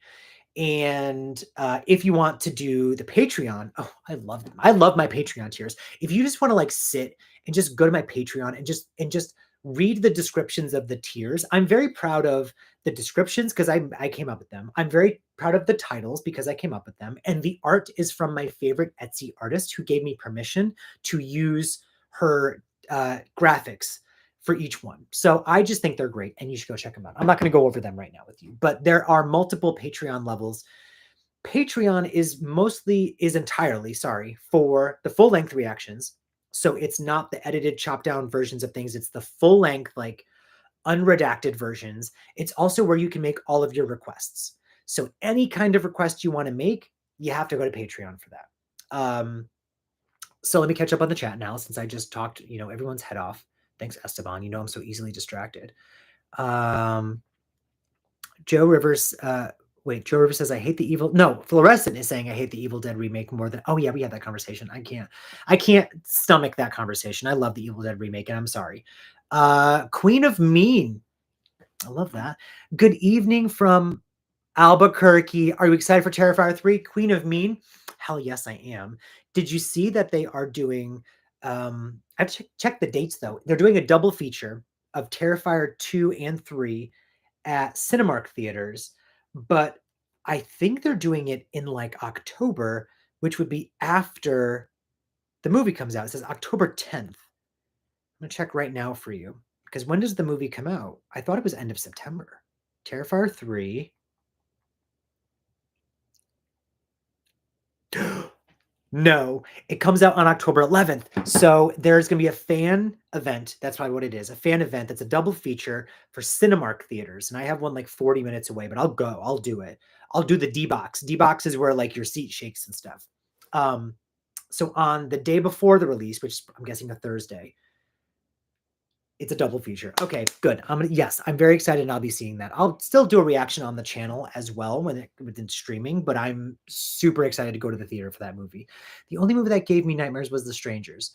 Girl No Bye. That movie was scary. I remember watching that when it first came out in theaters and being like semi-traumatized.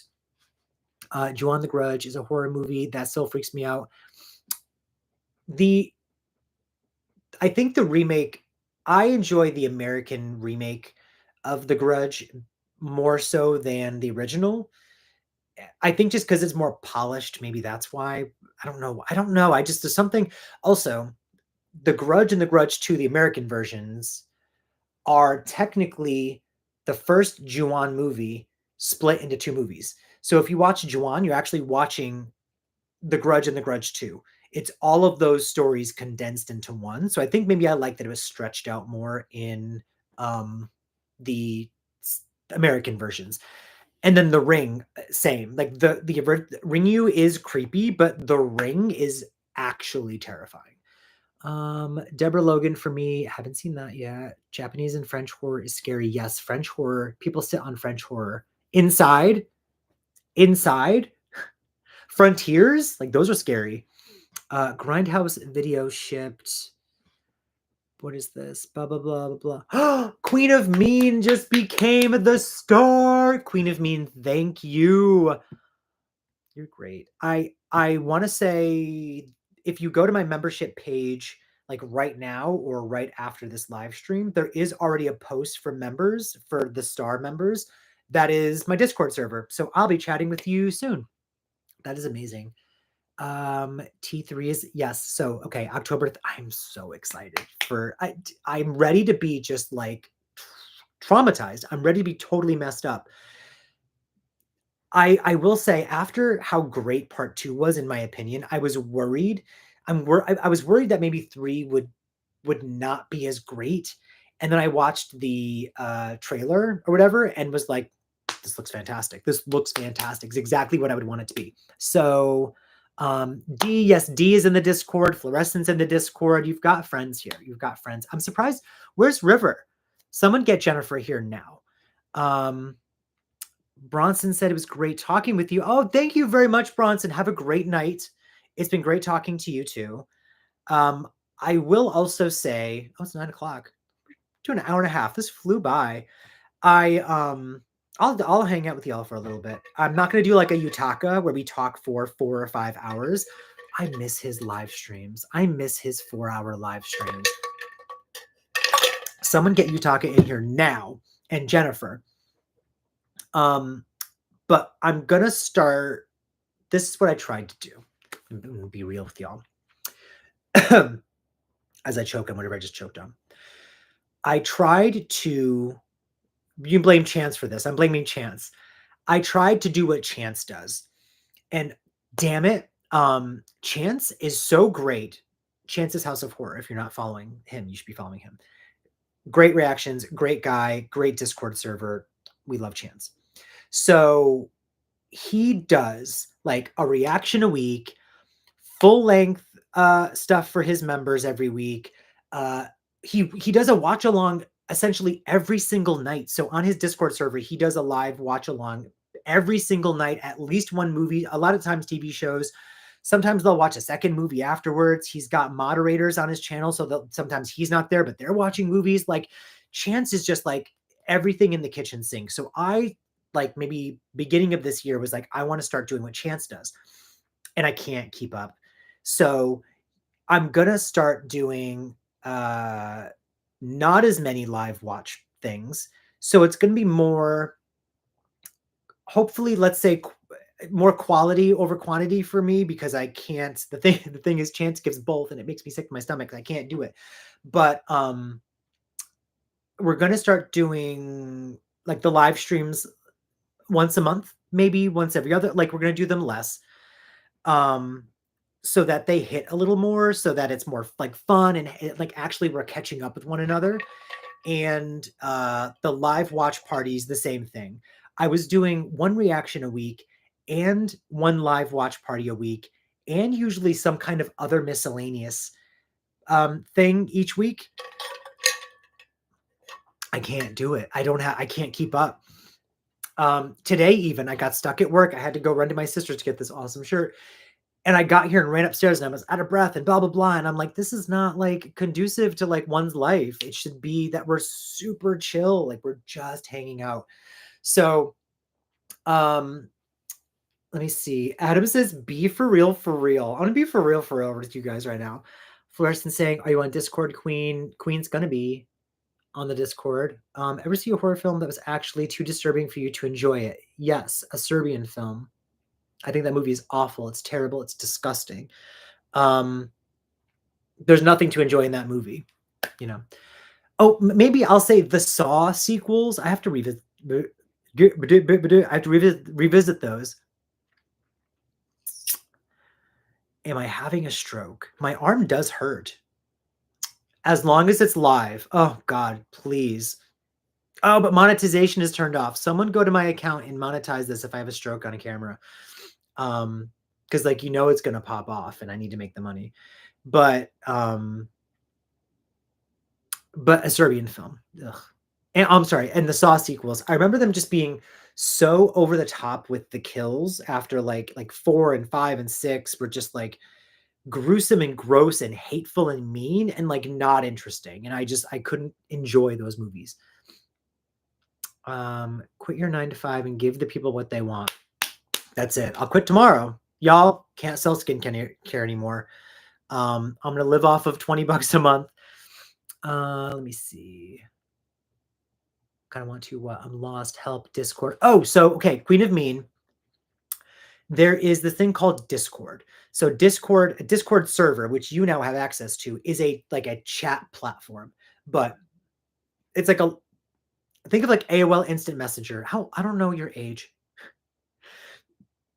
Think of it as like AOL Instant Messenger chat rooms, because that's how old I am. But you also can do polls, like polling and surveys and Q&As. You can do live streams. So like I'm going to end up going live, and literally when you jump into the live, you'll see you'll be watching the actual movie while we're live chatting. And I think I can also be on screen. I think I can be on screen with the movie, or you can. I'm excited for that, but you have access to that now. And so right after this live stream's over, most of us will still be in the Discord, because a lot of the humans in here are there. So, by the way, I have to go now. See you next time. Jake, thank you very much. Jake, become a member and get in the Discord. Jake and I chat off to the side all the time, and Jake is exceptionally generous in our live streams and stuff, but he doesn't, he's not a member yet. So hopefully someday we get Jake as a member.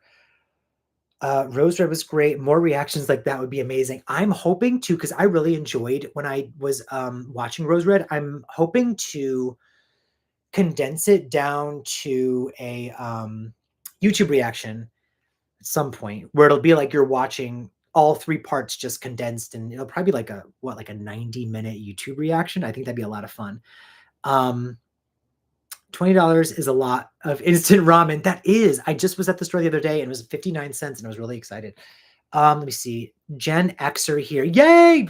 So AOL Instant Messenger was when I was in high school. So for you, you would have been like you would have still been doing it probably, but it was not like for me it was part of my growing up. It was like part of my social life was, was that's how we talked to each other because we couldn't text. Texting didn't exist yet.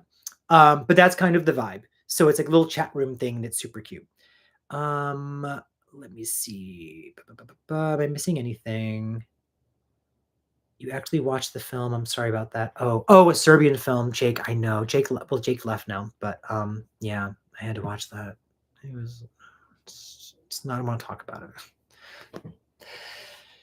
Ow. Wait 1 second. Getting heartburn. Swear to God, James, I just ran into a 52-year-old who just said she hated all movies made before the 1970s. And I said, what? That's weird. That's how I feel when you say stuff sometimes, Fluorescent. You'll be like, I can't do this type of movie. And I'm like, what in the world? But then you'll at the same time though, you'll back up a movie that's very similar. So I'm like, that's where we're fine. We have common ground. My primary school didn't have computers. My 6-year-old has a gaming laptop and kit. Yeah, no, like we had a computer lab.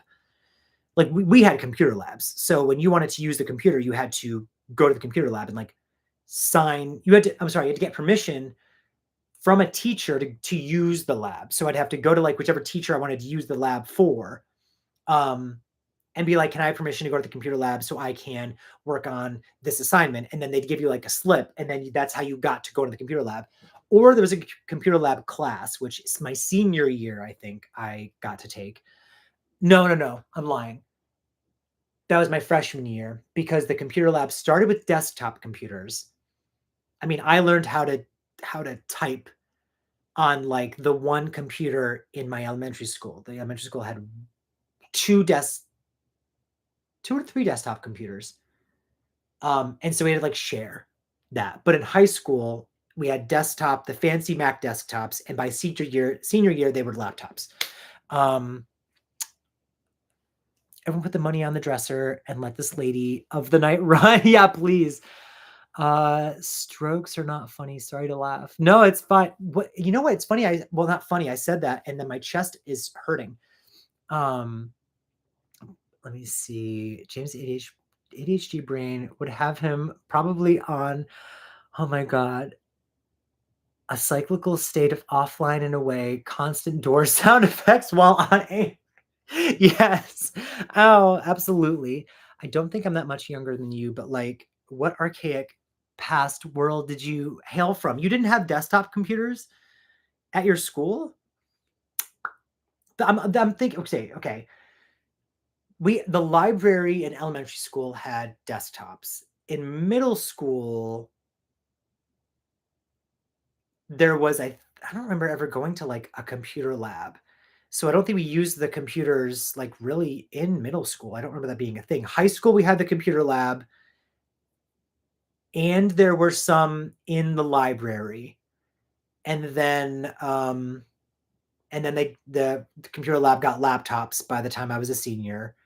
But I had my own laptop at that point. So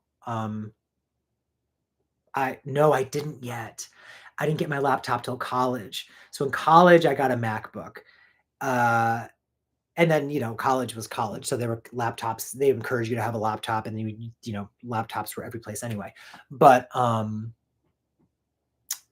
yeah, that's how old I am. I'm 37. So like I think yeah. Has she ever watched Whatever Happened to Baby Jane? No. I haven't seen that. And then there's what's another Alice, Sweet Alice? Is that one? That's probably not similar, but for some reason they when you mention one, I think of the other. I haven't seen that either, but that's on my list that I want to watch. I remember typewriters. Yeah, no, we had to write everything freehand. I don't think oh yeah, sorry. My brain is reading everything backwards. Took an actual typing course in high school so I can type. What's that called? Phonetically. That's nice. I can't. the class didn't stick for me. Or maybe my ADHD just went untreated, so I just like typo, incorrectly. Whatever Happened to Baby Jane is a classic. 100% or Georgina. I will request next year Whatever Happened to Baby Jane unless James has already seen it. I'll put it on my list, but if it doesn't happen before then so this is what's happening is oh my gosh, Fluorescent. I was gonna say Pogo because Fluorescent also goes by Pogo Yaga. So if you're on Discord, you know Pogo. Pogo, Fluorescent, Pogo. Requests a lot of all the older movies I watch, 60s, 70s movies, 50s. It Came from Outer Space was a request from Fluorescent.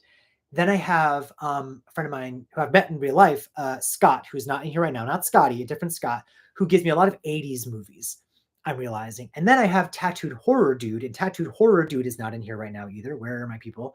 He's requesting all of the new stuff. So if you're on my Patreon and you saw Immaculate, Ganjiam Haunted Asylum, The First Omen, all of those I watched because he requested them. So I love that I have different people. Like there's only 4 spots open for requesting a movie each month.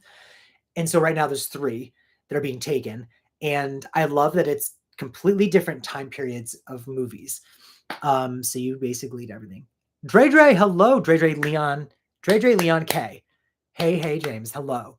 Watch Baby Jane when you're in a sassy, fun mood. You know those are few and far between, bitch. Like, when's that gonna happen? I will recommend Alice, Sweet Alice in April of next year. If it's an April-themed movie, I'll say this. If it's an April-themed movie, Fluorescent, and you think I'm going to love it, request it in February or March so I can have it filmed and I'll have it ready for April. Like, business brain.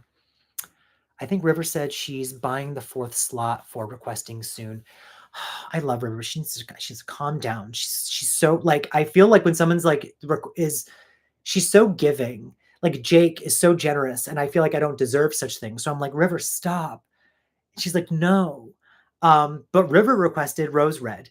My first TV show request that I got was Rose Red because I'm leaning into like miniseries. I can't do lots of episodes. And I was like, what a perfect first request. And I loved it. It was so fun. So that's on Patreon. But she's also the one who requested Are You Afraid of the Dark, the reboot, like season 1 of the reboot show, not the original. So that'll be on Patreon soon. But yeah, she's had some movies in mind that she wanted to do as well. So I'm excited for what she requests. Baby Jane is a trip. Betty Davis. I've only seen one Betty Davis movie, and it's the Watcher in the Woods. So I know she's gonna like be lit. I know she's gonna kill it, but I've never seen her like younger. I just only know Betty Davis old. Oh my gosh. He says, yes. Oh, Dre Leon K. What are you drinking?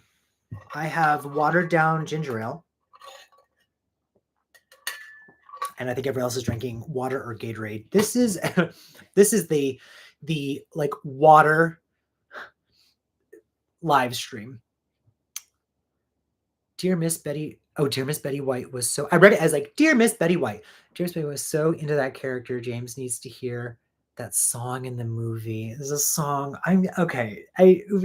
Someone request it, and it will happen. I've got the requests I have now are. I'm excited for them, but let's see. I can tell you. I'm not going to tell you when they're coming because they. When you request a movie, I give a 6-week grace period. You will get that request in a full-length form within 6 weeks. Usually it's sooner, like 2 to 3 to 4 weeks, but I give the 6 weeks just in case. It's never taken longer than a month. So it's never taken longer than 5 weeks.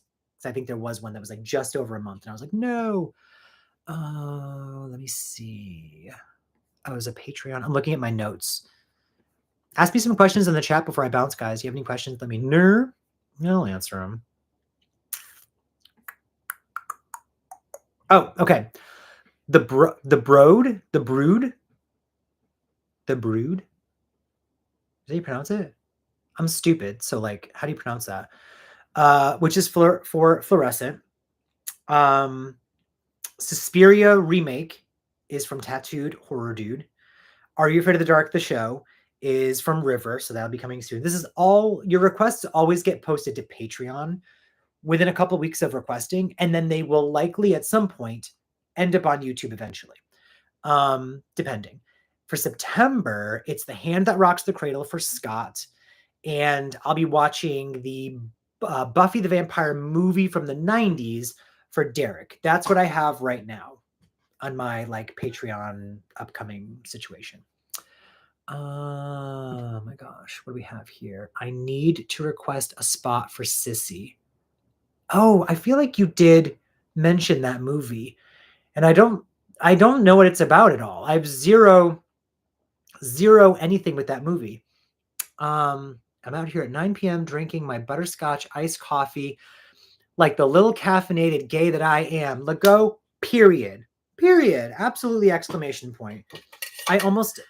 Oh no, I did. I chugged an energy drink before doing this because again, got stuck at work, had to go see my sister, which can we still talk about the shirt that she got me? I was worried. She was like, "You need to come to my house. I have something for you and you need to come." And I was like, that's not like her. Oh, I sent her the link for this live stream and she's not even joining. I don't think she knows how. So Sissy's amazing. Chance is going to react to that.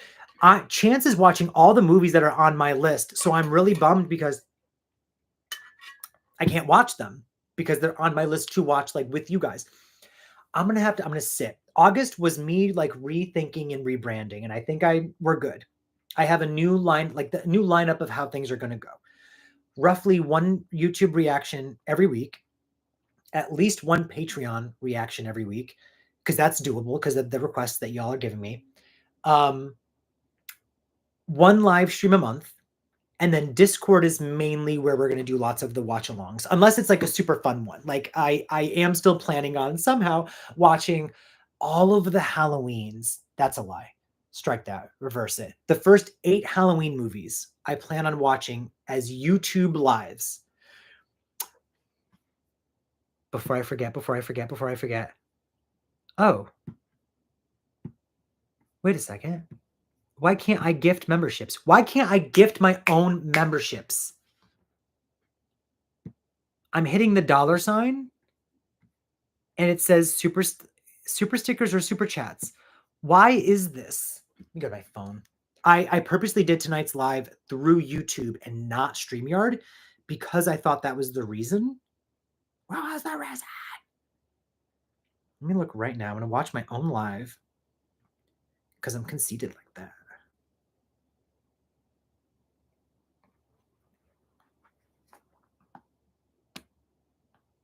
You better take me to my live right now.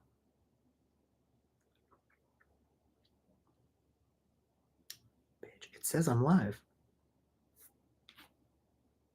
Live. How do I watch my damn self? Live. There it is. Okay, $sign. I can't gift my own memberships. What? Someone tell me what. I've Googled this and YouTubed it and looked on Reddit. I have tried so many times to gift memberships to people and it will not let me. It let me the first like 2 live streams I ever did and then never again. Is it because I block gift subs? No, it won't even let me. Like, it won't even like give me the option. Chat filter, community moderation. No. And I've never changed like my settings, so it'd be weird that it would let me do it and then not let me do it. Oof. Ugh. Can I go to settings here? Monetization. Let YouTube insert no, we're not monetizing this. Look at my face. Yeah. I don't know. I can't do that from here. Moderation activity, timestamps, reactions. I don't know what the hell this means. Community moderation. It's taking me like a different page. Permissions, owner, promotions, help, general. Okay, forget that whole thing. Just forget it. I'm sorry. I wanted to gift memberships tonight, and it popped in my head, so I was excited to gift y'all memberships. Now I can't. Another movie with another favorite. Betty does a rendition of that song, the Rose drag bar scene. The Rose. Isn't that like Desert Rose? No, that's what movie is that? Is that Beaches or something? No, I don't know. I've never seen it. What horror series would you like to come back like Alien? Wait, like TV series wise? Like how we getting an Alien show or movie? Like how we just got Romulus? Because I wish I would want we've talked about this. Adam and I, we've discussed. Also game wise, but TV show wise, I want a Resident Evil show that is like, you know, it's not going to be like The Walking Dead. It won't. I would love that, but it won't be. But give us something, even like we're watching this show From, and it's like it's very twisty turny. The acting is not good, but it's very twisty turny and it keeps you engaged.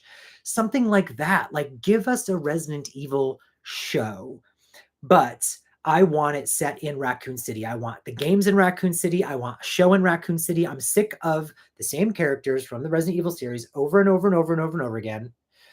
Getting like they always end up in the same situations just repeatedly. Like if you watch, Adam and I discussed this as well. If you watch the recent Resident Evil animated show, the CGI show, which was good. It's creepy and scary. It's got a couple of good moments and stuff. The action's good. It is basically a retelling, although there are some good twists in it, but it's essentially a retelling, like the whole third act of the Resident Evil Degeneration CGI movie, which I made a modern trailer for, and it's on my channel. You should go to my modern trailer playlists and watch all my trailers. But they're just repeating the same thing over and over again at this point. And then they either do that, where it's always Leon, it's always Chris Redfield, it's always Ada, it's always the same, a new virus, another new virus, another new virus. Or they're like, let's do something totally different. And then we get Village, which was like werewolves and witches. Anyway, but I want a show. I want Resident Evil with a Return of the Dead vibe.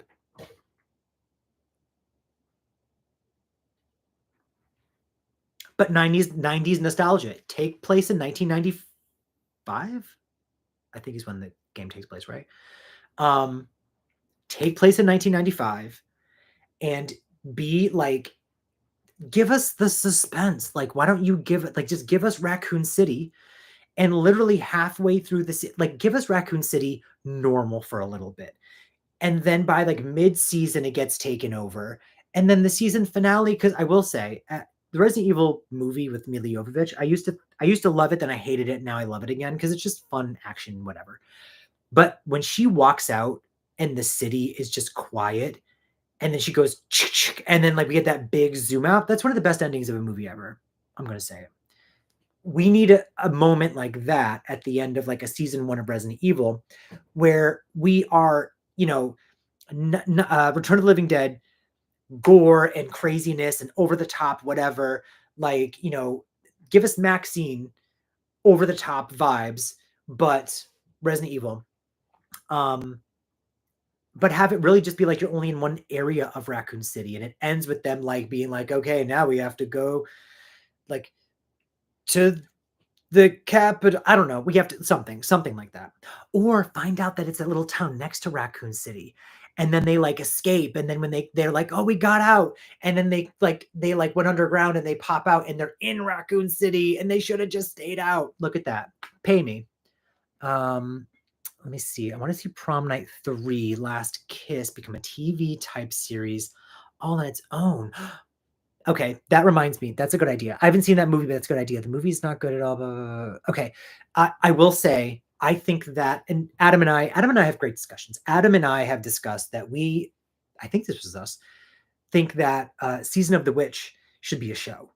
Season of the Witch deserves to be an entire limited series show.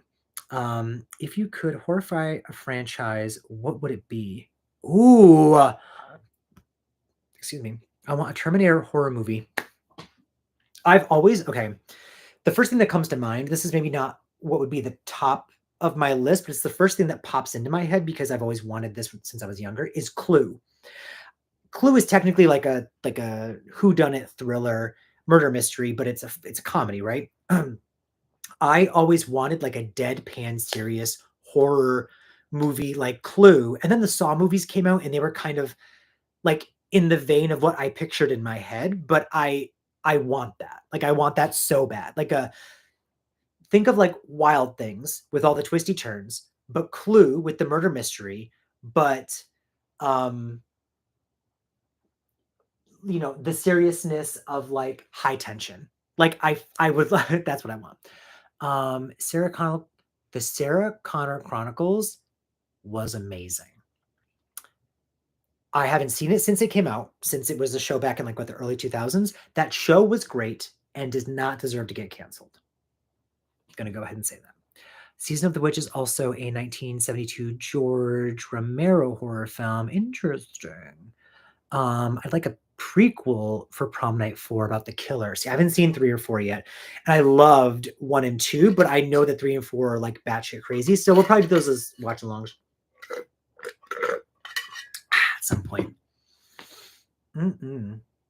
Oh, I didn't answer your question, I don't think. I mean, I said Clue. That's such a good question. What else, what non-horror franchise would you all horrify? Like have there be Rugrats. That'd be a fun one. I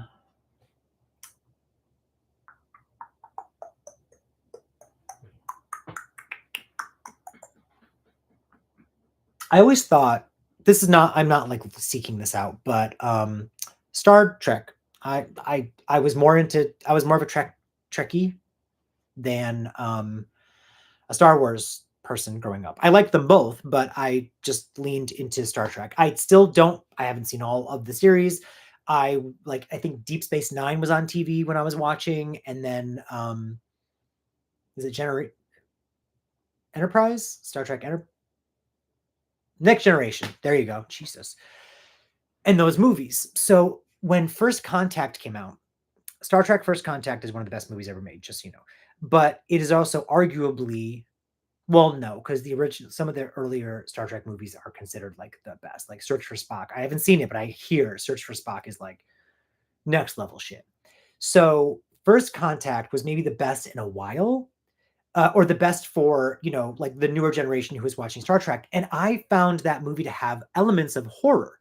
It was an action sci-fi drama situation with horror elements with the Borg. And so I think I would love a Star Trek horror movie.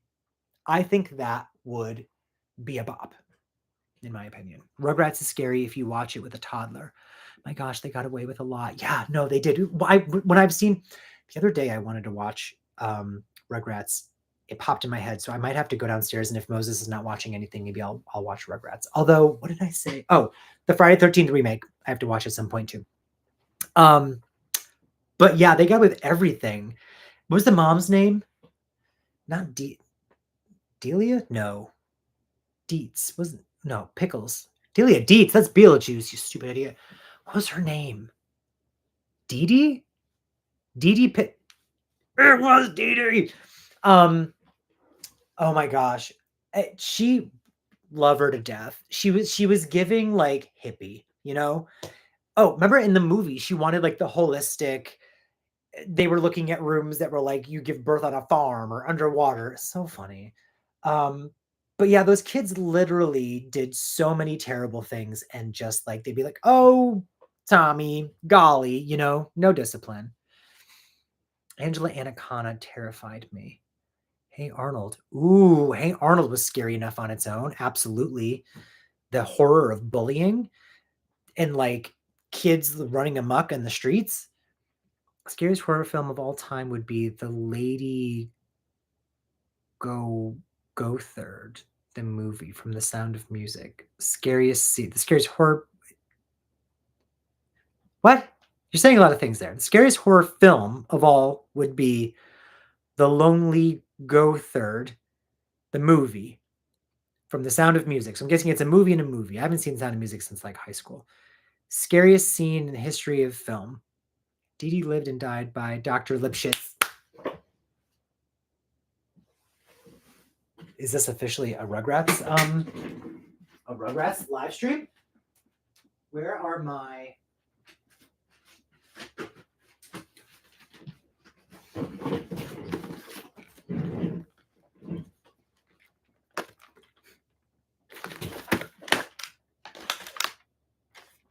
oh my gosh. I should pop one in behind me. I saw Rugrats in Paris in theaters. I was like, what was this, 99? 2000. So I was like 13 and I went and saw this in theaters because I was like, I need to. Also, I took the kids I used to babysit, like at the time I babysat. So like I took them with their parents, like we all went together. Let go. I'm putting one on.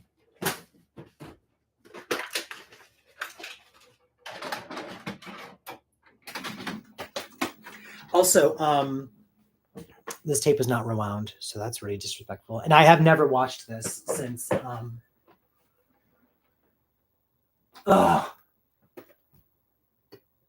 gonna we'll let it play in the background from here. It's not gonna get like a strike or anything because it's they're going after the kids because this wasn't rewound. Okay, I remember seeing them in theaters. Georgina saw in theaters too. I'm going way back. The Crawling Hand, 1963. It's good. I never even heard of that. The Crawling Hand. I'm gonna occasionally block the TV so I really don't get the strike. Now we know James is not kind. He's not. This has not been like I probably haven't even opened this since I bought it. Well, I probably looked at it to make sure that the tape existed, but most of my tapes have not gone into Tina yet. They have not been watched yet. This one's rewound. So this person rewound theirs. And I probably got these from like Goodwill or something. A buddy of mine on Instagram, his handle is VHS_toys. His collection is phenomenal. He's a great guy. He also lives here in Connecticut. He taught me how to get the stickers off of Goodwill movies. You know, they plaster a big Goodwill sticker on it, and like if you try to tear it, you rip the movie. Use a lighter. If you hold it above and warm it up for a couple seconds, it loosens it and comes right off. Sorry. Anyway, he told me that Return to Oz is the best thing to happen to fantasy movies. I will die on that hill. Babes, period. You know I own it. This has turned into me just showing off my collection. Oh, I think it's in my pile of movies on the floor because I'm doing like a VH September. Get it? VHS September challenge on Instagram, and I have the movies like planned out and ready to go. And there's a category that's called like, how is this a kids movie? And I'm doing Return to Oz.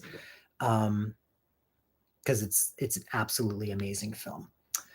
Let me see. Rugrats in Paris still makes me cry. Yeah, no, the mom song, devastating. This one made me cry because I never thought that the kids would be in actual peril. So it was such a smart decision to have them be just in actual danger. Return to Oz costs almost $100 because the Blu-ray just went out of print. Oh, I don't even have. I have not found it on Blu-ray. I've been wanting it on Blu-ray. I don't think I even knew it existed. How's the quality? Are there bonus features? Oh, the DVD at least even has bonus features, right? I don't own that. No, I have 4 copies of it on DVD because if I see one, I grab it. And I'll find it. It's so adorable. Oh, it's right here. It's under a couple movies. It's the Clamshell VHS. I haven't watched the tape yet. I'm excited to someday. This person didn't rewind either. That piece of shit. It was like $15. I was like, that's totally worth it.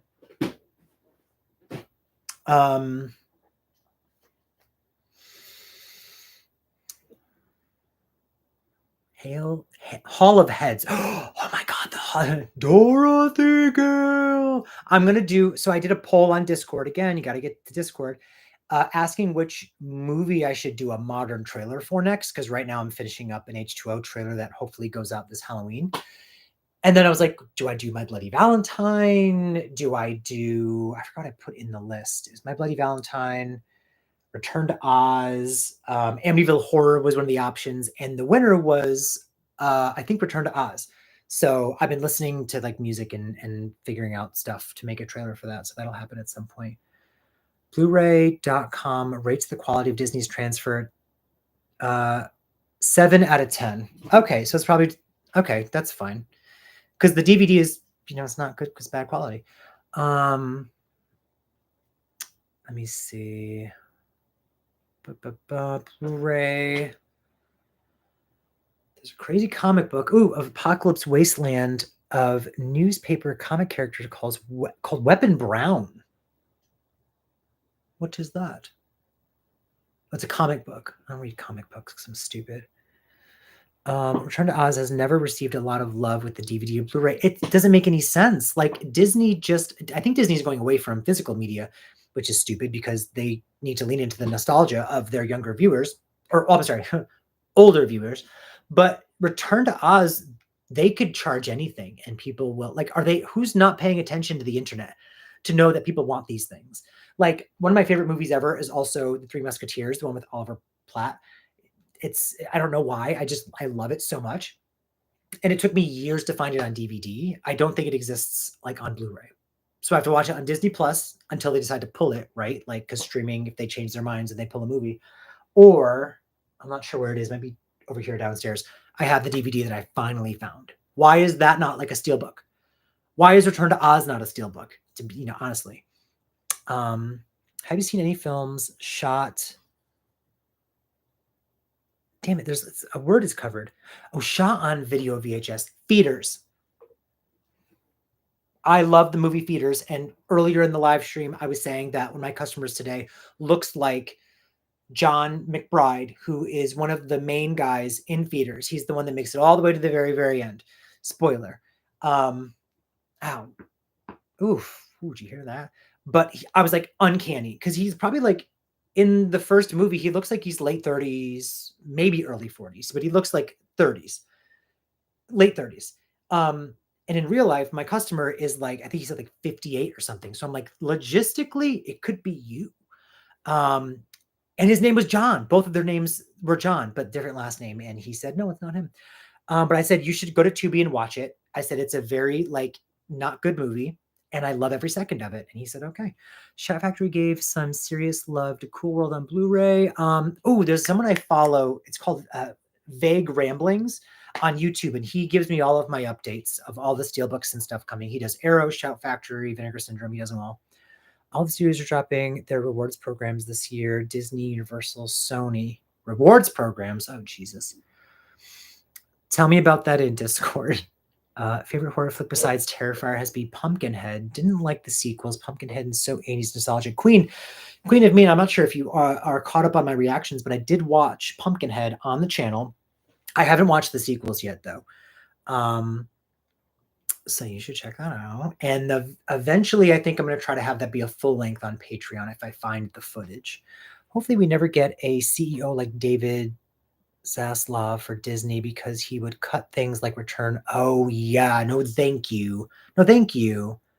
Love Three Musketeers and Count of Monte Cristo. I haven't seen Count of Monte Cristo. Crisco tastes great. Justice for Pumpkinhead 2, Blood Wings. I'm sure it's a blast. I'm sure it's a good time. I'll watch it eventually. I have to really just make a list, but make it based on definitively YouTube, Patreon, watch party, because I keep adding to this list of over 100 movies now, but no cohesion to when or where I should be watching them. So I'm breaking it down by month. My notes is now split into watch parties, reactions, and Patreon. So I'm getting there. Ready or Not is so good, Georgina. I love that movie. Ow. Sorry, I think I only like sequels. Whoops. Well, that's fine. We love that about you.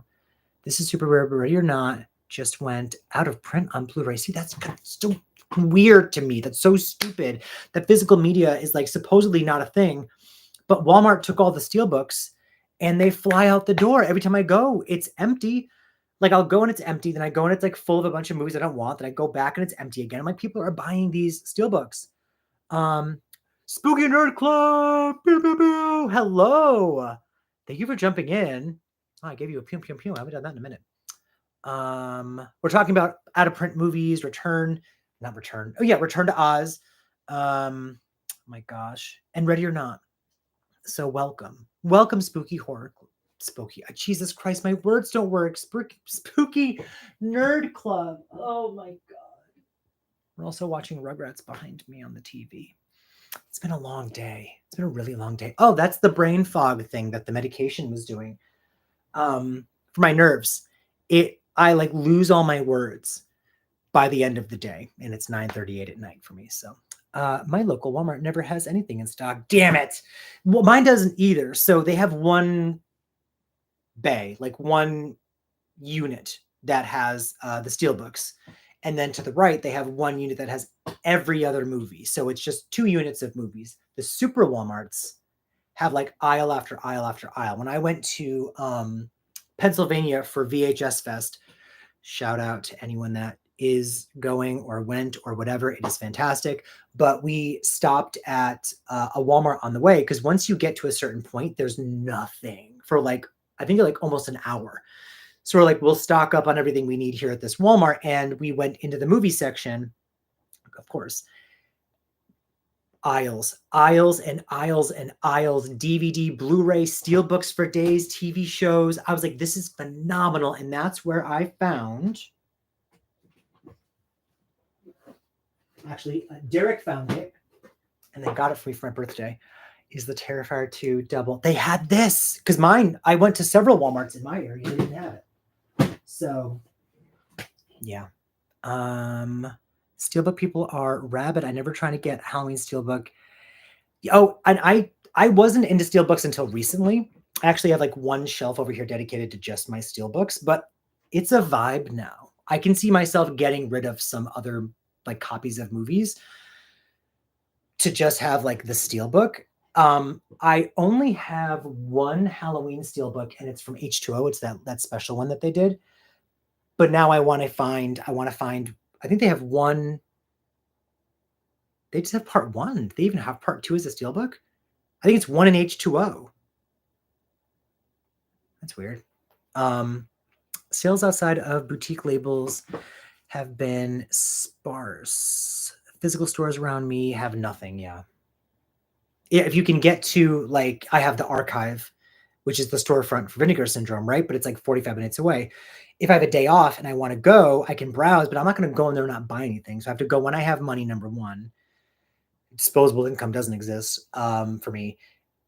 Or if I have like something set that I really, really want to get, then I'll go. I actually bought the older non-steelbook edition of Piranha. Oh, I have that. There's a steelbook for Piranha? Of course there is. I have the regular Blu-ray. I'm also realizing there's movies I own that I don't love. Oh, Piranha, the original Piranha. I didn't enjoy that. Like at the time, I was like, oh, this was cute, but I don't ever want to watch it again. So I need to go through my collection and I think start like stacking up movies to either. I'm not gonna donate them. No, I could donate them. Whatever. Trading. I do a lot of trading now. That's how I got my Friday 13th final chapter VHS tape, was trading the movies. Already bought the steelbook of Piranha, the 4K Wickerman steelbook that dropped. I saw that recently. I saw that on Vague Ramblings when he was talking about what's coming. Piranha gave me nightmares. Oh, I'm sorry. It did not do that for me. I think because I just, at that point, all the Jaws movies had come out. We have other shark movies, other killer fish movies, Crawl, Lake Placid, even, like it just, and the Piranha remake. I'm not going to count 3 Double D because that movie is the worst. Another movie that's absolutely terrible. But Piranha 3D was so, like, the violence is so visceral. Like, you felt like you were being bit by piranha. Like, it was crazy. That when I watched the original after, and it was like nom nom nom nom, it sounded like a swarm of bees, which I think I heard was on purpose. But I'm like, that's not scary to me. So it didn't do it for me. Predator Special Edition Blu-ray with Predator head as a gift. That sounds amazing. I need to rewatch the Predator movies. I've seen them all. No, I've seen 1 and 2 and Predators, which Predators is the one that's on like with Adrian Brody, I think, and they're on like a separate planet. And I think that movie's great. I didn't watch The Predator because I heard it was terrible. but I also enjoy the Alien vs. Predator movies. I wish there was a collection of those, but it's owned by Disney now, so they won't do it. I don't collect movies, but I really want the Company of Wolves 4K. Get it? I'm not going to say no to getting 4Ks. I have the Predator. Oh, you just said that.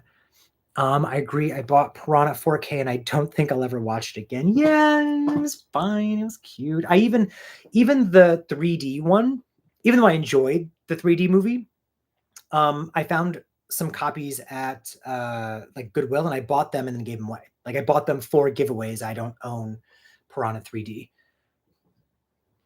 I don't think I do.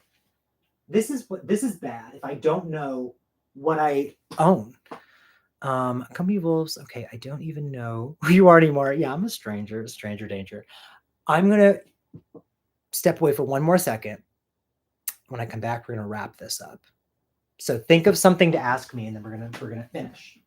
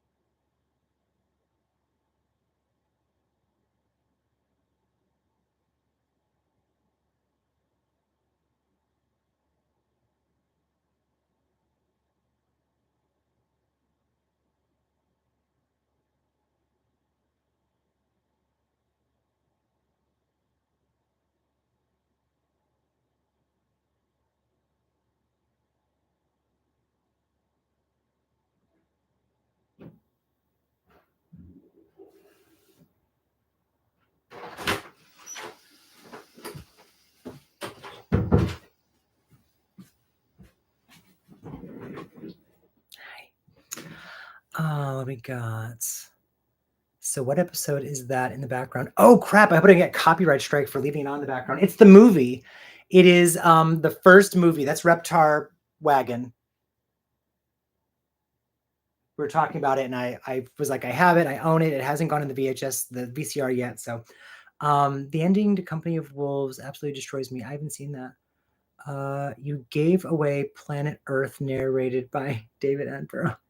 And my son's class this year is Attenborough After the Great. Oh, they're going on lots of wild. I forgot that I gave that away too. This was my thinking when I did giveaways at first. I was like, let's do like lots of like miscellaneous fun things no one would ever get. And so like for Earth Month, we did trivia at night, and the giveaway was like the Earth, like the it was, what was it? Planet, it's called Planet Earth or something. DVD collection, and for one of them I gave away several copies of Seed of Chucky, and I've been told, and I've taken the feedback, and it has been received, that I need to do gifts that people want, and not just random miscellaneous things that they would usually not seek out. So for the summer horror, I think we did a good job. And then I was told to stop doing just movies. So we're looking at movies and merch. Lego got Seed of Chucky. I think Esteban might have gotten a Seed of Chucky. Everyone gets a Seed of Chucky when you become a member, pretty much.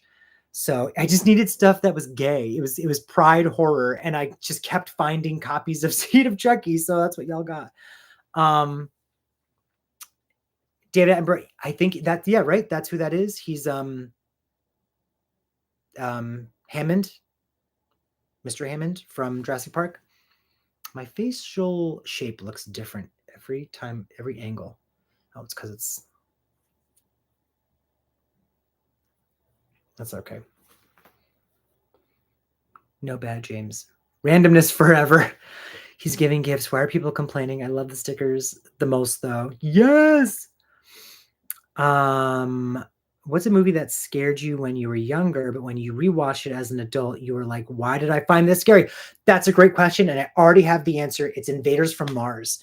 So when I was young, there were a couple of movies that I watched, and I was just completely petrified. And I never watched them again. One of them was actually The Blob. So the remake of The Blob from the 80s. I Watched it as a kid when I was very young, and I remember having crazy nightmares. I didn't remember why. I just knew that I was so shook by that movie. Didn't watch it again until a couple of years ago. So that's like 30 years of not watching it. When I watched The Blob, I was terrified again. The movie's amazing. Invaders from Mars was another one. As a kid, I watched it. It terrified me. And I had nightmares of the principal being eaten and all these things. 30 years of not watching it.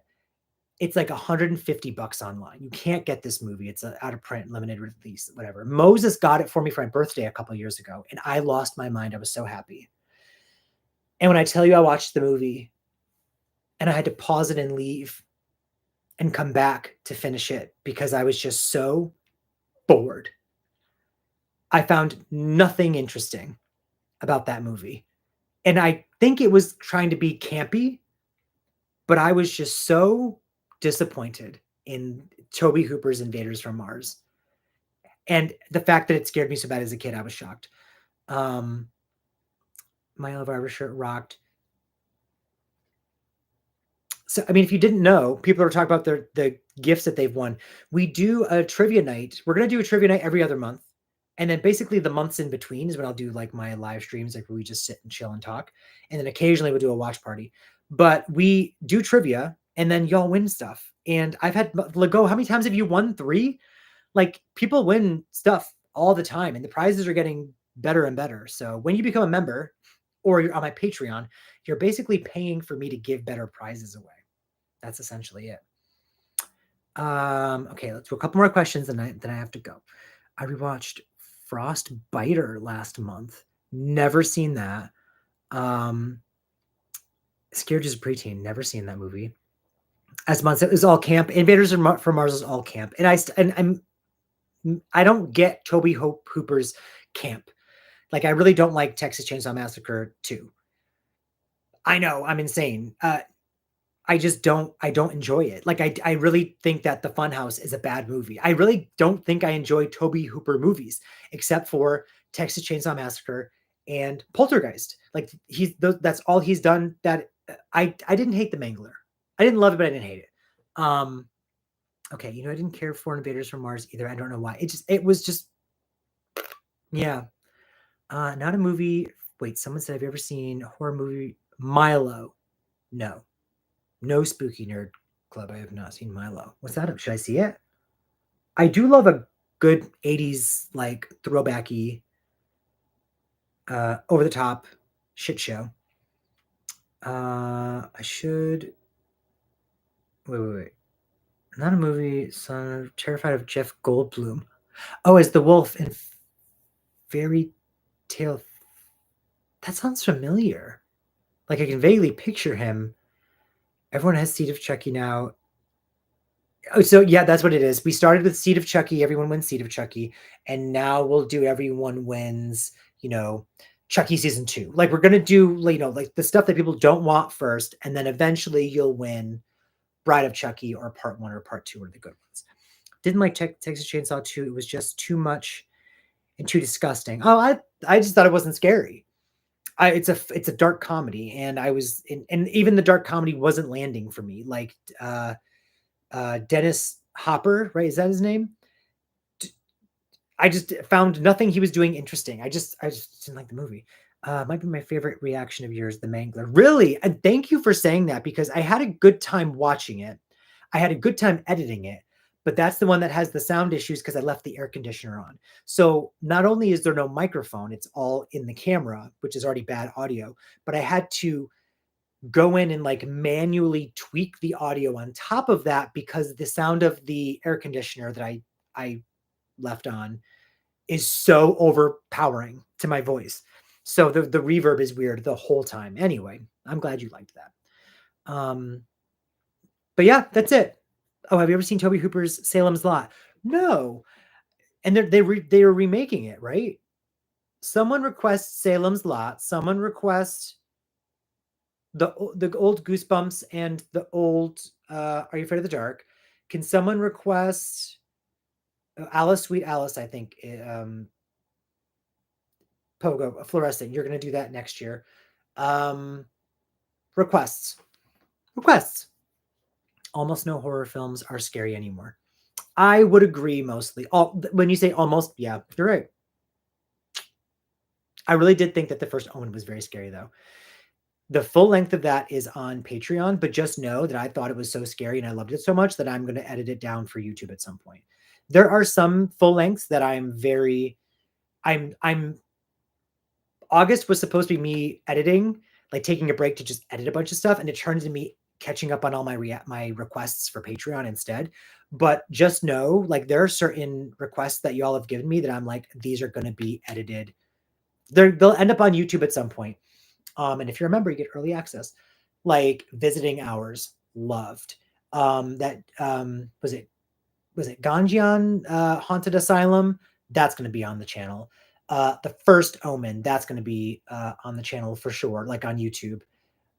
Serial Mom is on Patreon, but that's going to be on YouTube next year for Mother's Day. Oh my gosh, Dead and Buried was good. There are good ones. If you want everything that I watch, that's on Patreon.